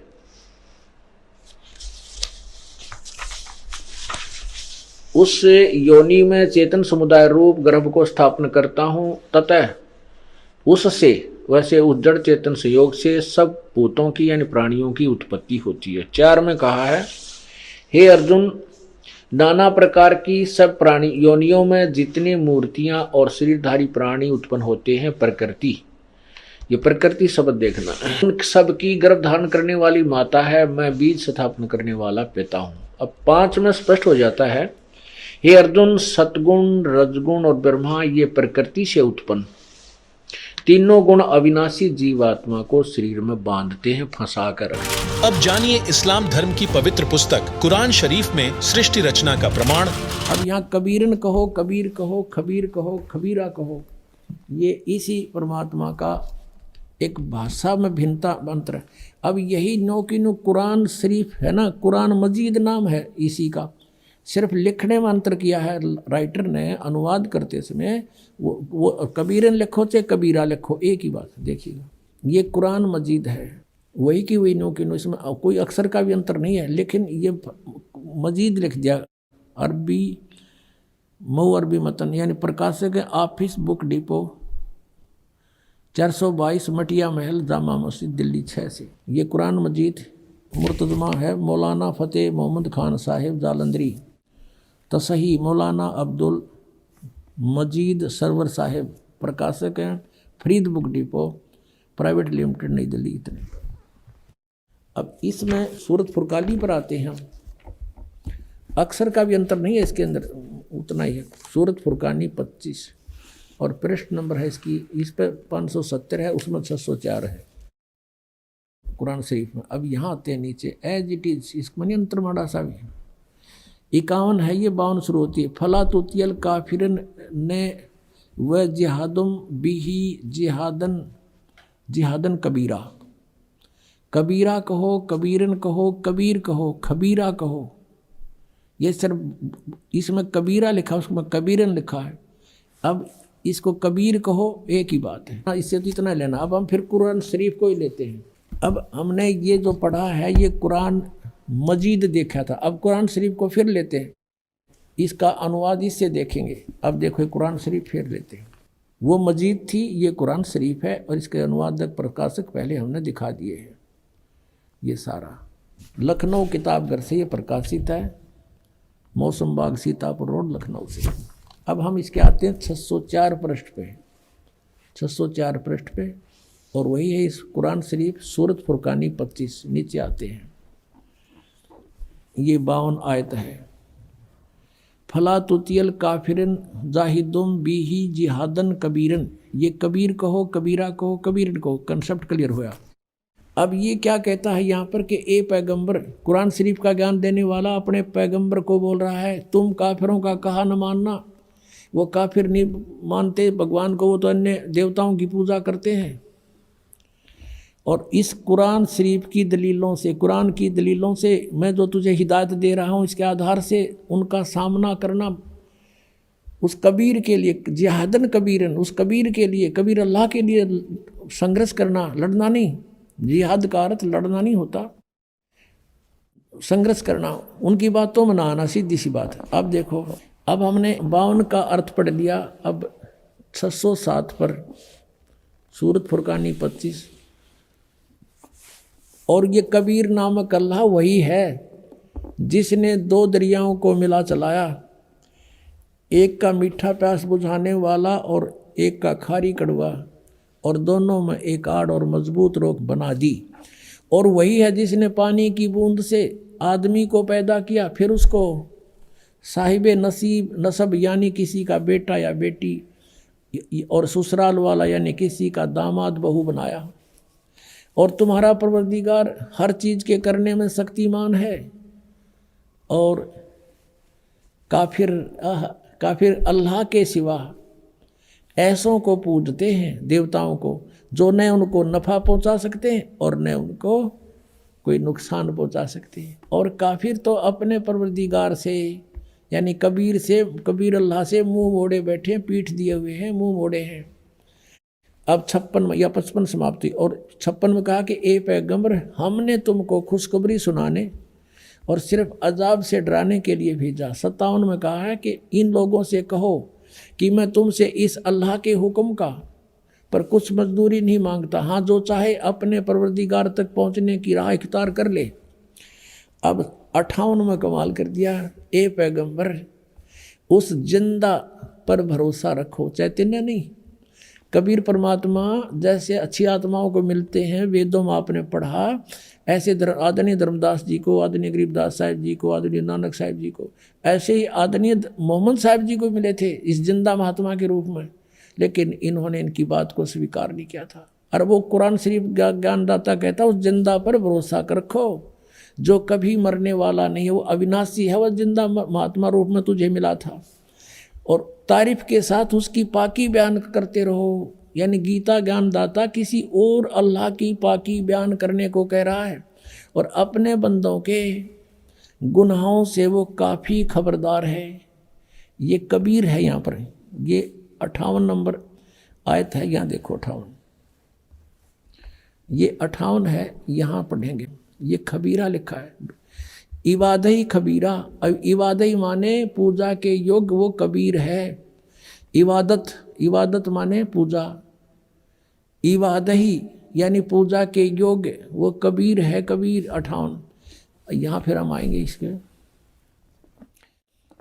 ये 58 हम पढ़ रहे हैं कि वो अपने भक्तों के, वो जिंदा रूप में तुझे मिला था, उस पर भरोसा रख, वो अविनाशी परमात्मा है, और तारीफ के साथ उसकी पाकी बयान करते रहो। अपने बंदों के गुनाहों से वह कबीर खूब खबरदार है, यानी पाप नाश कर देता है। वो कबीर खबरदार है, कबीर लिखना था, कबीर अल्लाह अकबर, जानता है सब कुछ। अब 59 में तो कमाल कर दिया। और जिसने आसमानों और ज़मीन और जो कुछ भी उनके बीच में है सबको 6 दिन में पैदा किया, और फिर तख्त पर जा बिराजा, वो अल्लाह बड़ा। अब इन्होंने यहाँ भी कबीर का अर्थ बड़ा कर दिया, वो अल्लाह कबीर है, ये लिखना था, वो अल्लाह कबीर है। ये 59 में, यहाँ देखो, ये फिर 59 आ गई। इसमें फिर खबीरन लिखा है, अरहमानु फसल भी ही खबीरन, कबीरन कहो, कबीर कहो, खबीर कहो। तो इन्होंने इसका अर्थ भी बड़ा कर दिया। अब फिर पढ़ेंगे इस 58 नंबर को, जिसने आसमानों और ज़मीन और जो कुछ उनके बीच में है सबको 6 दिन में पैदा किया। जो पवित्र बाइबल जो ज्ञान देता है 60% ज्ञान वही कुरान शरीफ में है। 6 दिन में पैदा किया, फिर तख्त पर जा बिराजा, वह अल्लाह बड़ा, वो अल्लाह कबीर, वो अल्लाह अकबर, वो अल्लाह कबीर है, वो भगवान कबीर है, बड़ा दयालु है, रहमान है।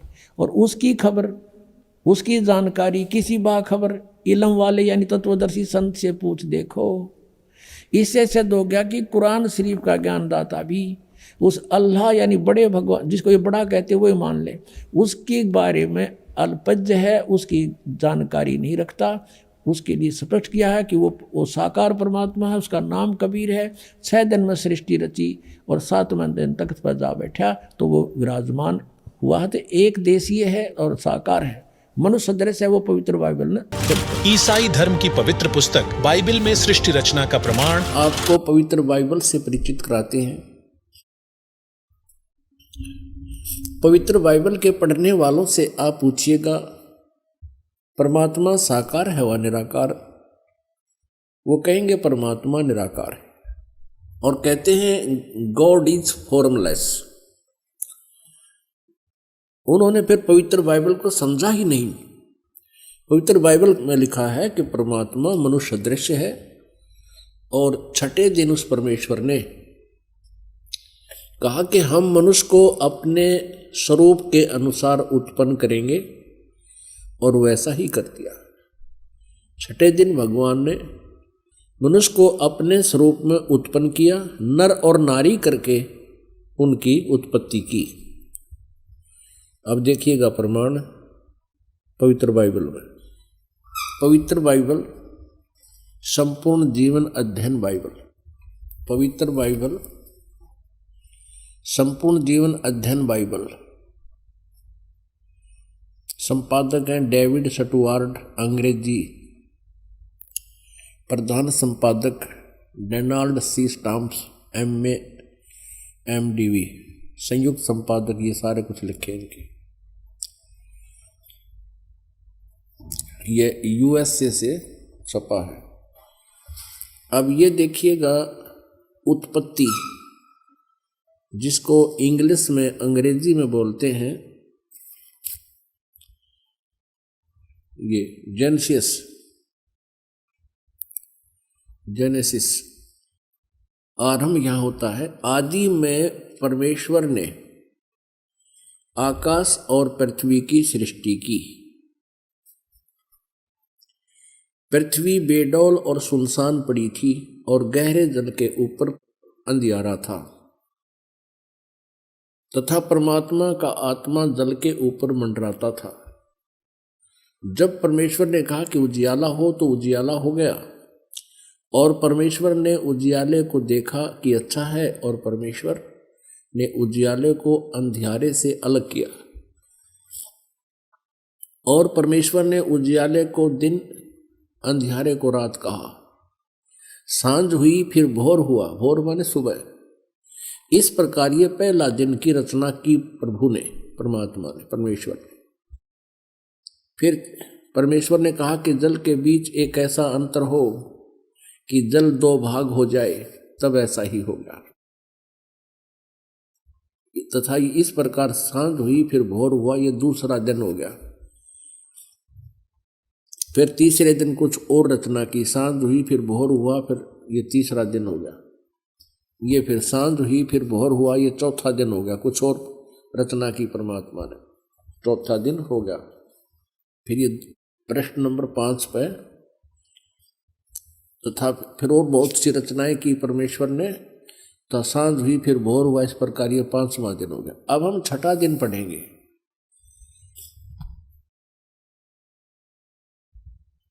फिर परमेश्वर ने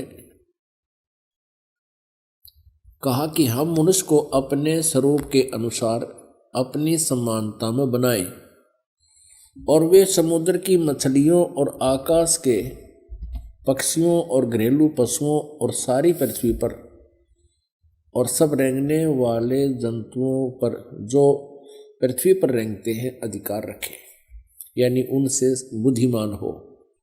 तब परमेश्वर ने मनुष्य को अपने स्वरूप के अनुसार उत्पन्न किया। अपने ही स्वरूप के अनुसार परमेश्वर ने उसको उत्पन्न किया। नर और नारी करके उसने मनुष्यों की सृष्टि की। पुण्यात्माओं, फिर पढ़ लो। तब परमेश्वर ने मनुष्य को अपने स्वरूप के अनुसार उत्पन्न किया। अपने ही स्वरूप के अनुसार परमेश्वर ने उसको उत्पन्न किया। नर और नारी करके मनुष्यों की सृष्टि की। अब पवित्र बाइबल में उत्पत्ति ग्रंथ अध्याय नंबर 1 का श्लोक नंबर 26 है ये। इसमें स्पष्ट कर दिया है कि परमात्मा मनुष्य जैसा है, उसने मनुष्य को अपने जैसा बनाया है। नर और नारी करके उसकी उत्पत्ति की।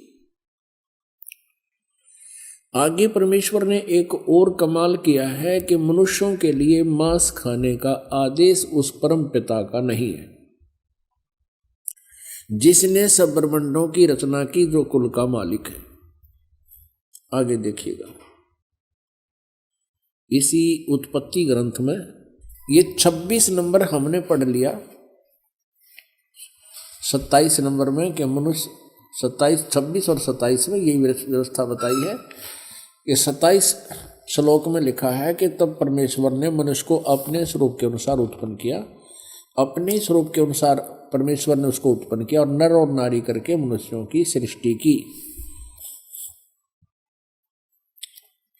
अब 29 श्लोक में देखो, फिर परमेश्वर ने उनसे कहा, मनुष्यों को, सुनो, जितने बीज वाले छोटे छोटे पेड़ सारी पृथ्वी के ऊपर हैं और जितने वृक्षों में बीज वाले फल होते हैं, वे सब मैंने तुमको दिए हैं, वे तुम्हारे भोजन के लिए।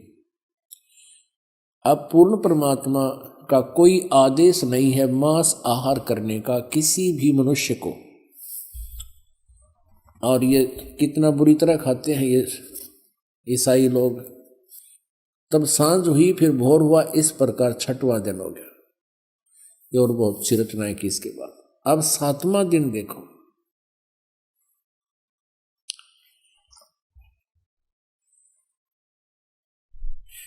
यो आकाश और पृथ्वी और उनकी सारी सेना का बनाना समाप्त हो गया छठे दिन, और परमेश्वर ने अपना काम जिसे वह करता था 7वें दिन समाप्त किया, और उसने अपने किए हुए सारे काम से 7वें दिन विश्राम किया, और परमेश्वर ने 7वें दिन को आशीष दिया, उसे पवित्र ठहराया, सृष्टि के सारी रचना के काम से विश्राम। दर्शकों, उपरोक्त प्रमाणों को देखने के बाद आप सभी को यह तो मालूम हो ही गया होगा कि सर्व ब्रह्मांडों का रचनहार परमात्मा कबीरदेव अर्थात कबीर परमेश्वर है। वहीं कबीर परमेश्वर के विषय में विस्तृत जानकारी जानने के लिए संत रामपाल जी महाराज YouTube चैनल प्रतिदिन देखें तथा बिना विलंब किए जगत गुरु तत्वदर्शी संत रामपाल जी महाराज से नाम उपदेश लेकर कबीर परमात्मा की सतभक्ति प्राप्त कीजिए, जिससे मनुष्य जीवन के मूल उद्देश्य अर्थात पूर्ण मोक्ष यानी जन्म मृत्यु से सदा के लिए मुक्ति मिल सके।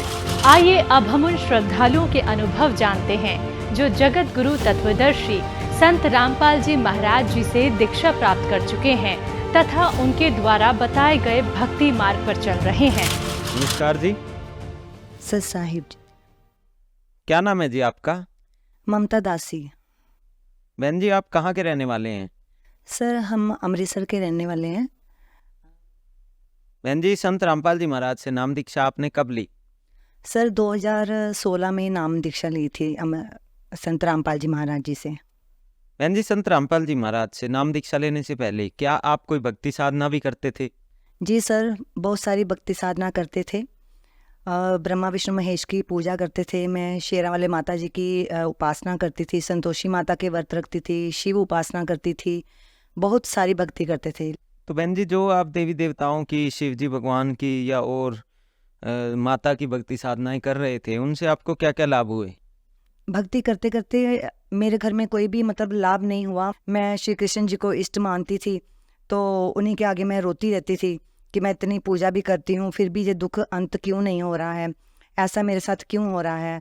और बच्चे बीमार रहते थे, मैं भी बीमार रहती थी, कभी कोई ना कोई हमारे दिक्कत रहती थी, कभी भाई बहनों में, घर में, परिवार में झगड़ा हमेशा रहता ही था।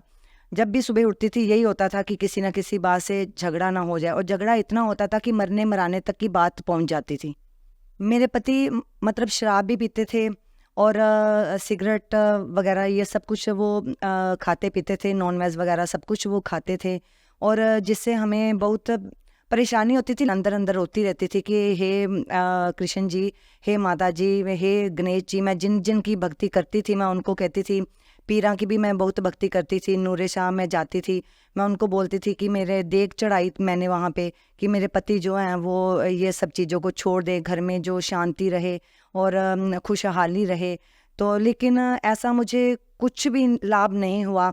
शिव जी भी मुझे दर्शन देते थे तो ये बोलते थे कि तू ओम नमः शिवाय का जाप कर और तू जो कहेगी वो तुम्हें मिलेगा, और ममता ममता कह के मेरा नाम पुकार के मुझे उठाते थे, जगाते थे। मेरे घर वालों को भी पता लग जाता था, जब मैं उठती थी, बातें करती थी, आंखें मेरी बंद होती थी लेकिन मुझे वो नज़र आते थे कि वो मुझसे बात कर रहे हैं। मैंने बाबालाल जी का भी नामदान लिया हुआ था। उससे पहले मैंने अमृत छका था श्री दरबार साहब जी में। मैं शुरू से ही ना गुरु की तलाश में थी कि कोई सच्चा गुरु मिले, ऐसा गुरु मिले जो मुझे मतलब पढ़ के बताए, जो मुझे इन ग्रंथों के बारे में बताए। तो बहन जी, आपने बताया कि जो आप पहले देवी देवताओं की भक्ति साधनाएं करते थे उनसे आपको कोई लाभ नहीं हो रहा था, लेकिन आपके परिवार में बहुत ज़्यादा ही क्लेश रहता था। तो फिर संत रामपाल जी महाराज की जानकारी इन दिक्कतों के बीच में आपको कैसे हुई? सर ऐसा है कि संत रामपाल जी महाराज जी की जानकारी, न्यू कॉलोनी में हमने घर लिया। मंजू बहन हमारे घर के पास रहती थी, उन्होंने मुझे ज्ञान गंगा बुक दी, तो मैंने ज्ञान गंगा बुक पढ़ी, उसमें सृष्टि रचना को मैंने पढ़ा तो मैं एकदम से हैरान हो गई। मतलब ये सृष्टि रचना में मतलब शेरावाले माता जी के बारे में क्या लिखा हुआ है। तो मैंने उसको बुक वापस की, फिर उसने मुझे बुक दी तो उसने कहा कि एक बार दोबारा से पढ़, तेरे को समझ नहीं आ रही। लेकिन मैंने बुक की तरफ इतना गौर नहीं किया, थोड़ा बहुत पढ़ा। लेकिन उस समय हमारे घर में कुछ कलेश हो गया मेरे भाई बहनों को लेके, तो मैं बहुत परेशान थी। तो मैंने बाबालाल जी के आगे रोई, जिनको हम मानते थे। तो मैंने कहा कि मुझे परमात्मा चाहिए, कि मैंने बुक में पढ़ रही हूँ कि कोई परमात्मा है, तो ये परमात्मा कौन है मुझे चाहिए। उसी शाम को जब मैं घर से बाहर निकली तो हमारी वही पड़ोसन मंजू बहन जो है, तो उनके घर में सत्संग लगा हुआ था साधना चैनल के ऊपर, 7:30 का टाइम था। मैंने उसको बारी से आवाज़ लगाई कि मंजू, मैं बहुत परेशान हूँ क्या मैं सत्संग सुन सकती हूँ?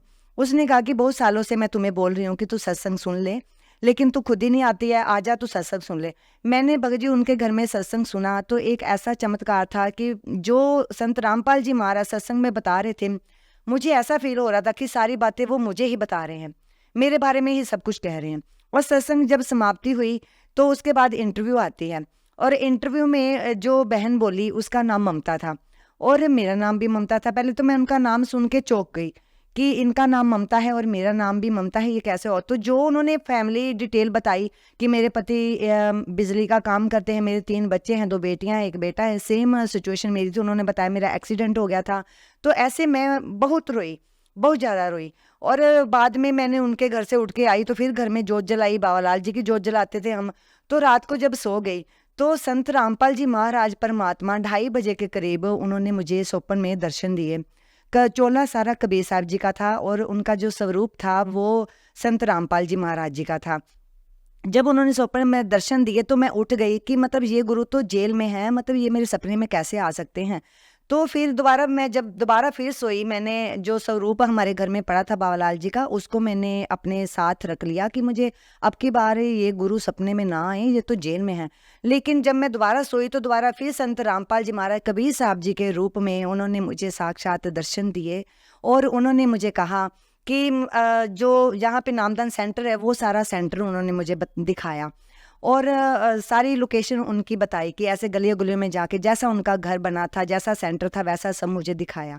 और सुबह होते ही मन में ऐसा हुआ कि जैसे इतना शरीर हल्का हो गया और मैंने पता नहीं मन में क्या आया, तो मैंने जितने देवी देवता की सब फोटोज थी, सब कुछ था, सब एक गठरी में बांध के मैंने उसको एक साइड पे रख दिया और मैंने मंजू बहन के पास गई और उसको बोला कि ऐसे ऐसे तुम्हारे जो सेंटर है नामदान सेंटर वो ऐसा बना है। तो उसने मुझे आगे से कहा कि तू अकेली चली गई। मैंने कहा अकेली नहीं गई, ये तुम्हारे गुरुजी आए थे, संत रामपाल जी महाराज मेरे स्वप्न में आए थे, उन्होंने नामदान सेंटर तुम्हारा दिखाया है।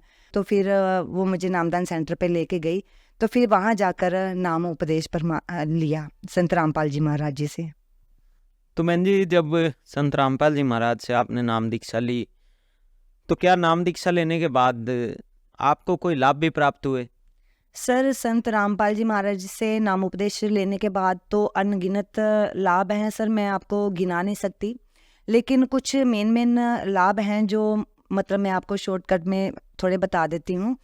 कि ऐसा है कि सबसे पहले जो मुझे लाभ हुआ कि मेरे जो पति हैं उनको कैंसर की प्रॉब्लम हो गई थी और उनको 2nd स्टेज का गले में कैंसर था। तो मैंने उनको बोला कि आप भी संत रामपाल जी महाराज की शरण में चलो तो परमात्मा संत रामपाल जी महाराज आपकी ये कैंसर की बीमारी दूर कर देंगे। लेकिन उनको विश्वास नहीं था क्योंकि वो मानते नहीं थे, वो श्री कृष्ण जी को मानते थे। तो इसलिए उन्होंने मतलब बोला कि मैंने नहीं जाना है। तो मैंने अपनी ओर से ही परमात्मा को, संत रामपाल जी महाराज जी को मैंने दंडवत प्रणाम करके कहा कि इनको इतनी गंभीर बीमारी है, क्योंकि मैं भी डर गई थी बहुत ज़्यादा कि पता नहीं क्या होगा। तो प्रार्थना करी तो संत रामपाल जी ने महाराज जी ने मेरे पति की वो कैंसर की बीमारी ठीक कर दी और डॉक्टर भी हैरान थे। डॉक्टरों ने हमारे एक्सरे लिए, हमारी रिपोर्ट्स ली। अभी भी Majitha road Guru Nanak hospital medical college में उनकी रिपोर्ट्स पूरी फाइल वहाँ पे पड़ी है, आप चाहें तो देख सकते हैं। और दूसरा लाभ मुझे ये हुआ कि मेरे घर में कोई भी नहीं जुड़ा था, मैं अकेली अपने घर में जुड़ी थी। तो मुझे ये होता था कि मतलब जब मैं मतलब संत रामपाल जी महाराज का कुछ भी पाठ करती थी या कुछ करती थी तो मेरे हस्बैंड जो थे वो कृष्ण जी का पाठ करना लग जाते थे। संत रामपाल जी महाराज के दंडवत प्रणाम करके मैं कहती थी कि गुरुजी मतलब मेरे पति जी को भी अपनी शरण में लो, मेरे बच्चों को अपनी शरण में लो, ताकि मुझे किसी प्रकार की भक्ति में बाधा ना पड़े। तो संत रामपाल जी महाराज की ऐसी दया हुई कि मेरे जो पति देव हैं वो उन्होंने भी संत रामपाल जी महाराज जी का नाम उपदेश ले लिया। उन्होंने कहा कि मुझे भी संत रामपाल जी महाराज का नाम उपदेश लेना है और बच्चों ने भी संत रामपाल जी महाराज का नाम उपदेश ले लिया। और आज मेरे घर में मतलब इस तरह से खुशहाली है, भक्ति भी करते हैं और लाभ भी है। और एक लाभ ऐसा है कि मेरी बेटी जो है कि मैरिड है, उस 2015 में जगत में उसकी शादी करी थी और जगत में शादी करने के कारण मेरी बेटी बहुत वहाँ परेशान रहती थी।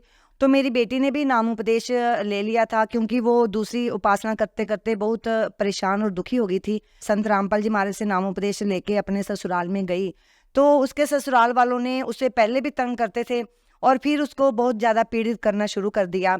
इस बीच में जब बेटी के घर में मतलब 2 बेटियां हैं, जो छोटी बेटी जब उसकी हुई तो उसकी सिर के वजने से उसकी जो ब्रेस्ट है स्तन में उसके गिल्टी बन गई थी, और उसने अपने पति को बोला कि मुझे मतलब डॉक्टर के पास ले चलो, तो घर वाले कोई भी उसको डॉक्टर के पास लेके नहीं गए। 5 दिन तक लड़की तड़पती रही, और 5 दिन के बाद जब डॉक्टर के पास लेके गए, उसने 3 दिन की दवाई दी, तो उसके बाद फिर उसको 2.5 महीने तक डॉक्टर के पास लेके नहीं गए, जबकि उन्होंने बोला था कि इसका ट्रीटमेंट जल्दी से जल्दी करवा लो, नहीं तो ये कैंसर बन जाएगा। लेकिन देखते देखते वो जो गिल्ट था वो बहुत बड़ा हो गया था, हाथ के आकार का। तो उस बेटी को बुखार वगैरह सब चढ़ने लगा। उसने मुझे फ़ोन किया, मम्मा मेरी तबीयत ठीक नहीं है, मैं बहुत बीमार हो गई हूँ। तो मैंने कहा कि संत रामपाल जी महाराज की शरण में है तू, परमात्मा के आगे विनती कर, वो सब कुछ ठीक करेंगे। तो बेटी ने ऐसे जैसे मैंने कहा उसने ऐसे ही किया, क्योंकि वो उसको भक्ति करने नहीं देते थे, आन उपासना करवाते थे, पितर पूजा, श्राद्ध पूजा, ये सब कुछ उसको करवाते थे। वो जठेरे पूजते थे और ज़बरदस्ती से उसको प्रसाद देते थे, उसको तिलक लगाते थे, मतलब सब काम उसको करवाते थे। लेकिन बेटी ने क्या किया कि मम्मा आप आ जाओ। तो मैं उसके पास जब गई तो उन्होंने देखा इसकी मम्मी आ गई, तो उन्होंने अगले दिन ही उसका ऑपरेशन करवा दिया। लेकिन ऑपरेशन में क्या हुआ, डॉक्टर ने कहा हम पस निकाल सकते हैं, हम गिल्ट निकाल नहीं सकते, क्योंकि गिल्ट जो है वो बहुत बड़ा हो चुका है, और इसके कारण अगर हम इसको छेड़ेंगे तो लड़की की मतलब इसको कुछ भी नुकसान हो सकता है। तो इस बीच उन्होंने क्या किया कि उसकी पस निकाल दी, लेकिन उसके जो ब्रेस्ट में इतना बड़ा होल हो गया कि 3 बंडल पट्टियों के उसकी मतलब ब्रेस्ट के अंदर डॉक्टर भरते थे, तो इतना बड़ा जख्म हो गया था। और दूसरे दिन फिर ऑपरेट के दूसरे एक दिन छोड़ के दूसरे दिन फिर जाना था पट्टी करवाने के लिए। तो वो मेरा हाथ पकड़ के बहुत रोई, मम्मा मुझे बहुत पेन हुआ था। तो जब उन्होंने पट्टियाँ फिल की हैं, आज फिर पट्टियाँ फिल होनी है, तो मेरे से बर्दाश्त नहीं होगा, मैं तो वहीं मर जाऊंगी। तो वो बंदी छोड़ संत रामपाल जी महाराज को याद करके बहुत जोर जोर से रोने लग गई। और डॉक्टर ने कहा था कि मतलब ये जो गिल्ट है ये ठीक नहीं हो सकता, भगवान ही ठीक कर सकते हैं। तो जब वो रोती रोती फिर सो गई, रात को सो गई, तो जब सुबह उठी तो मुझे भी, मैं भी उसके पास ही थी, वहाँ गई हुई थी, तो मुझे भी परमात्मा के संत रामपाल जी महाराज के दर्शन हुए कि संत रामपाल जी महाराज हम जहाँ जा रहे हैं वहाँ पहले ही खड़े हैं। बेटी ने मुझे कहा तो मैंने उसको कहा मुझे दर्शन हुए, उसने कहा मम्मा मुझे भी दर्शन हुए। और संत रामपाल जी महाराज का इतना विराट रूप हो गया कि उन्होंने गुड़िया को ऐसे फूलों की तरह हाथों पे उठा लिया और उसे सिर पे दोनों हाथ रख के उसे आशीर्वाद दिया कि हवा में ऐसे उसको अपने हाथों पे आशीर्वाद दे के हाथों पे उठा लिया और उसको कहा कि बेटी तू चिंता ना कर, मैं तेरे साथ हूँ, तो कबीर परमात्मा तुम्हारे साथ हैं। तो इतना कह के उसकी मतलब जाग खुल गई।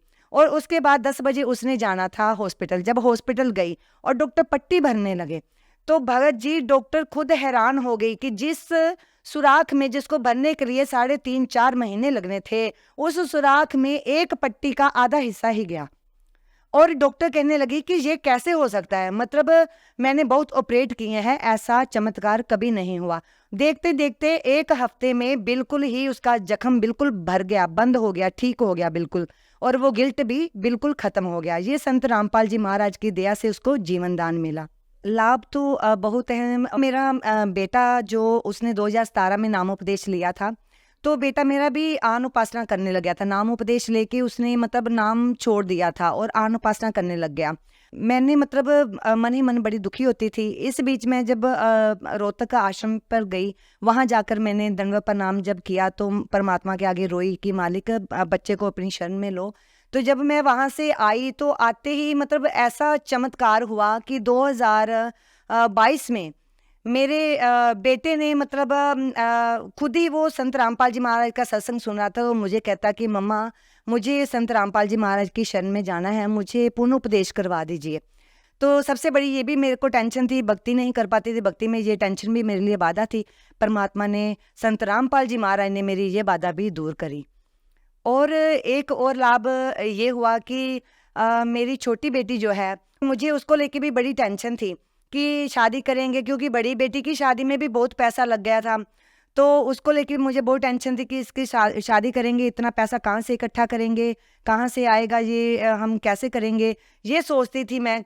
तो उन्होंने बोला कि रमैनी जो है उसमें कोई खर्चा नहीं लगेगा, जो भी मतलब खर्चा होता है, जो भी सब कुछ वो संत रामपाल जी महाराज जी की ओर से ही होता है। मेरा मतलब कोई भी खर्चा नहीं हुआ और 1 रुपए का भी नहीं खर्चा लगा और भक्त परिवार में उसकी शादी हुई है। और जो भक्त परिवार है, हरप्रीत सिंह है भी जो फतेहगढ़ से हैं, मतलब बहुत ही अच्छी फैमिली है और मुझे उसकी बिल्कुल भी टेंशन नहीं है। ये भी मेरे लिए बहुत बड़ा लाभ है। तो बहन जी, आपने बताया कि संत रामपाल जी से नाम दीक्षा लेने के बाद आपके परिवार में खुशियां ही खुशियां हो गई।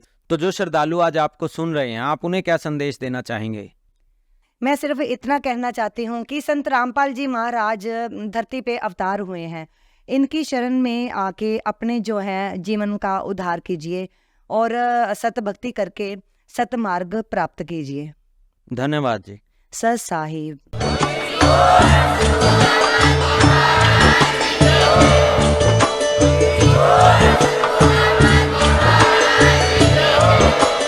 आप सुन रहे थे जगत गुरु तत्वदर्शी संत रामपाल जी महाराज जी के मंगल प्रवचन। अधिक जानकारी के लिए विजिट कीजिए हमारी वेबसाइट www.jagatgururampalji.org। संत रामपाल जी महाराज जी के शुभ आशीर्वाद से पूरे विश्व भर में 500 से भी ज्यादा नाम दीक्षा केंद्र हैं, जिन पर संत रामपाल जी महाराज जी द्वारा ऑनलाइन निशुल्क नाम दीक्षा दी जा रही है। अपने नजदीकी नाम दीक्षा केंद्र का पता करने के लिए संपर्क करें 8222880541।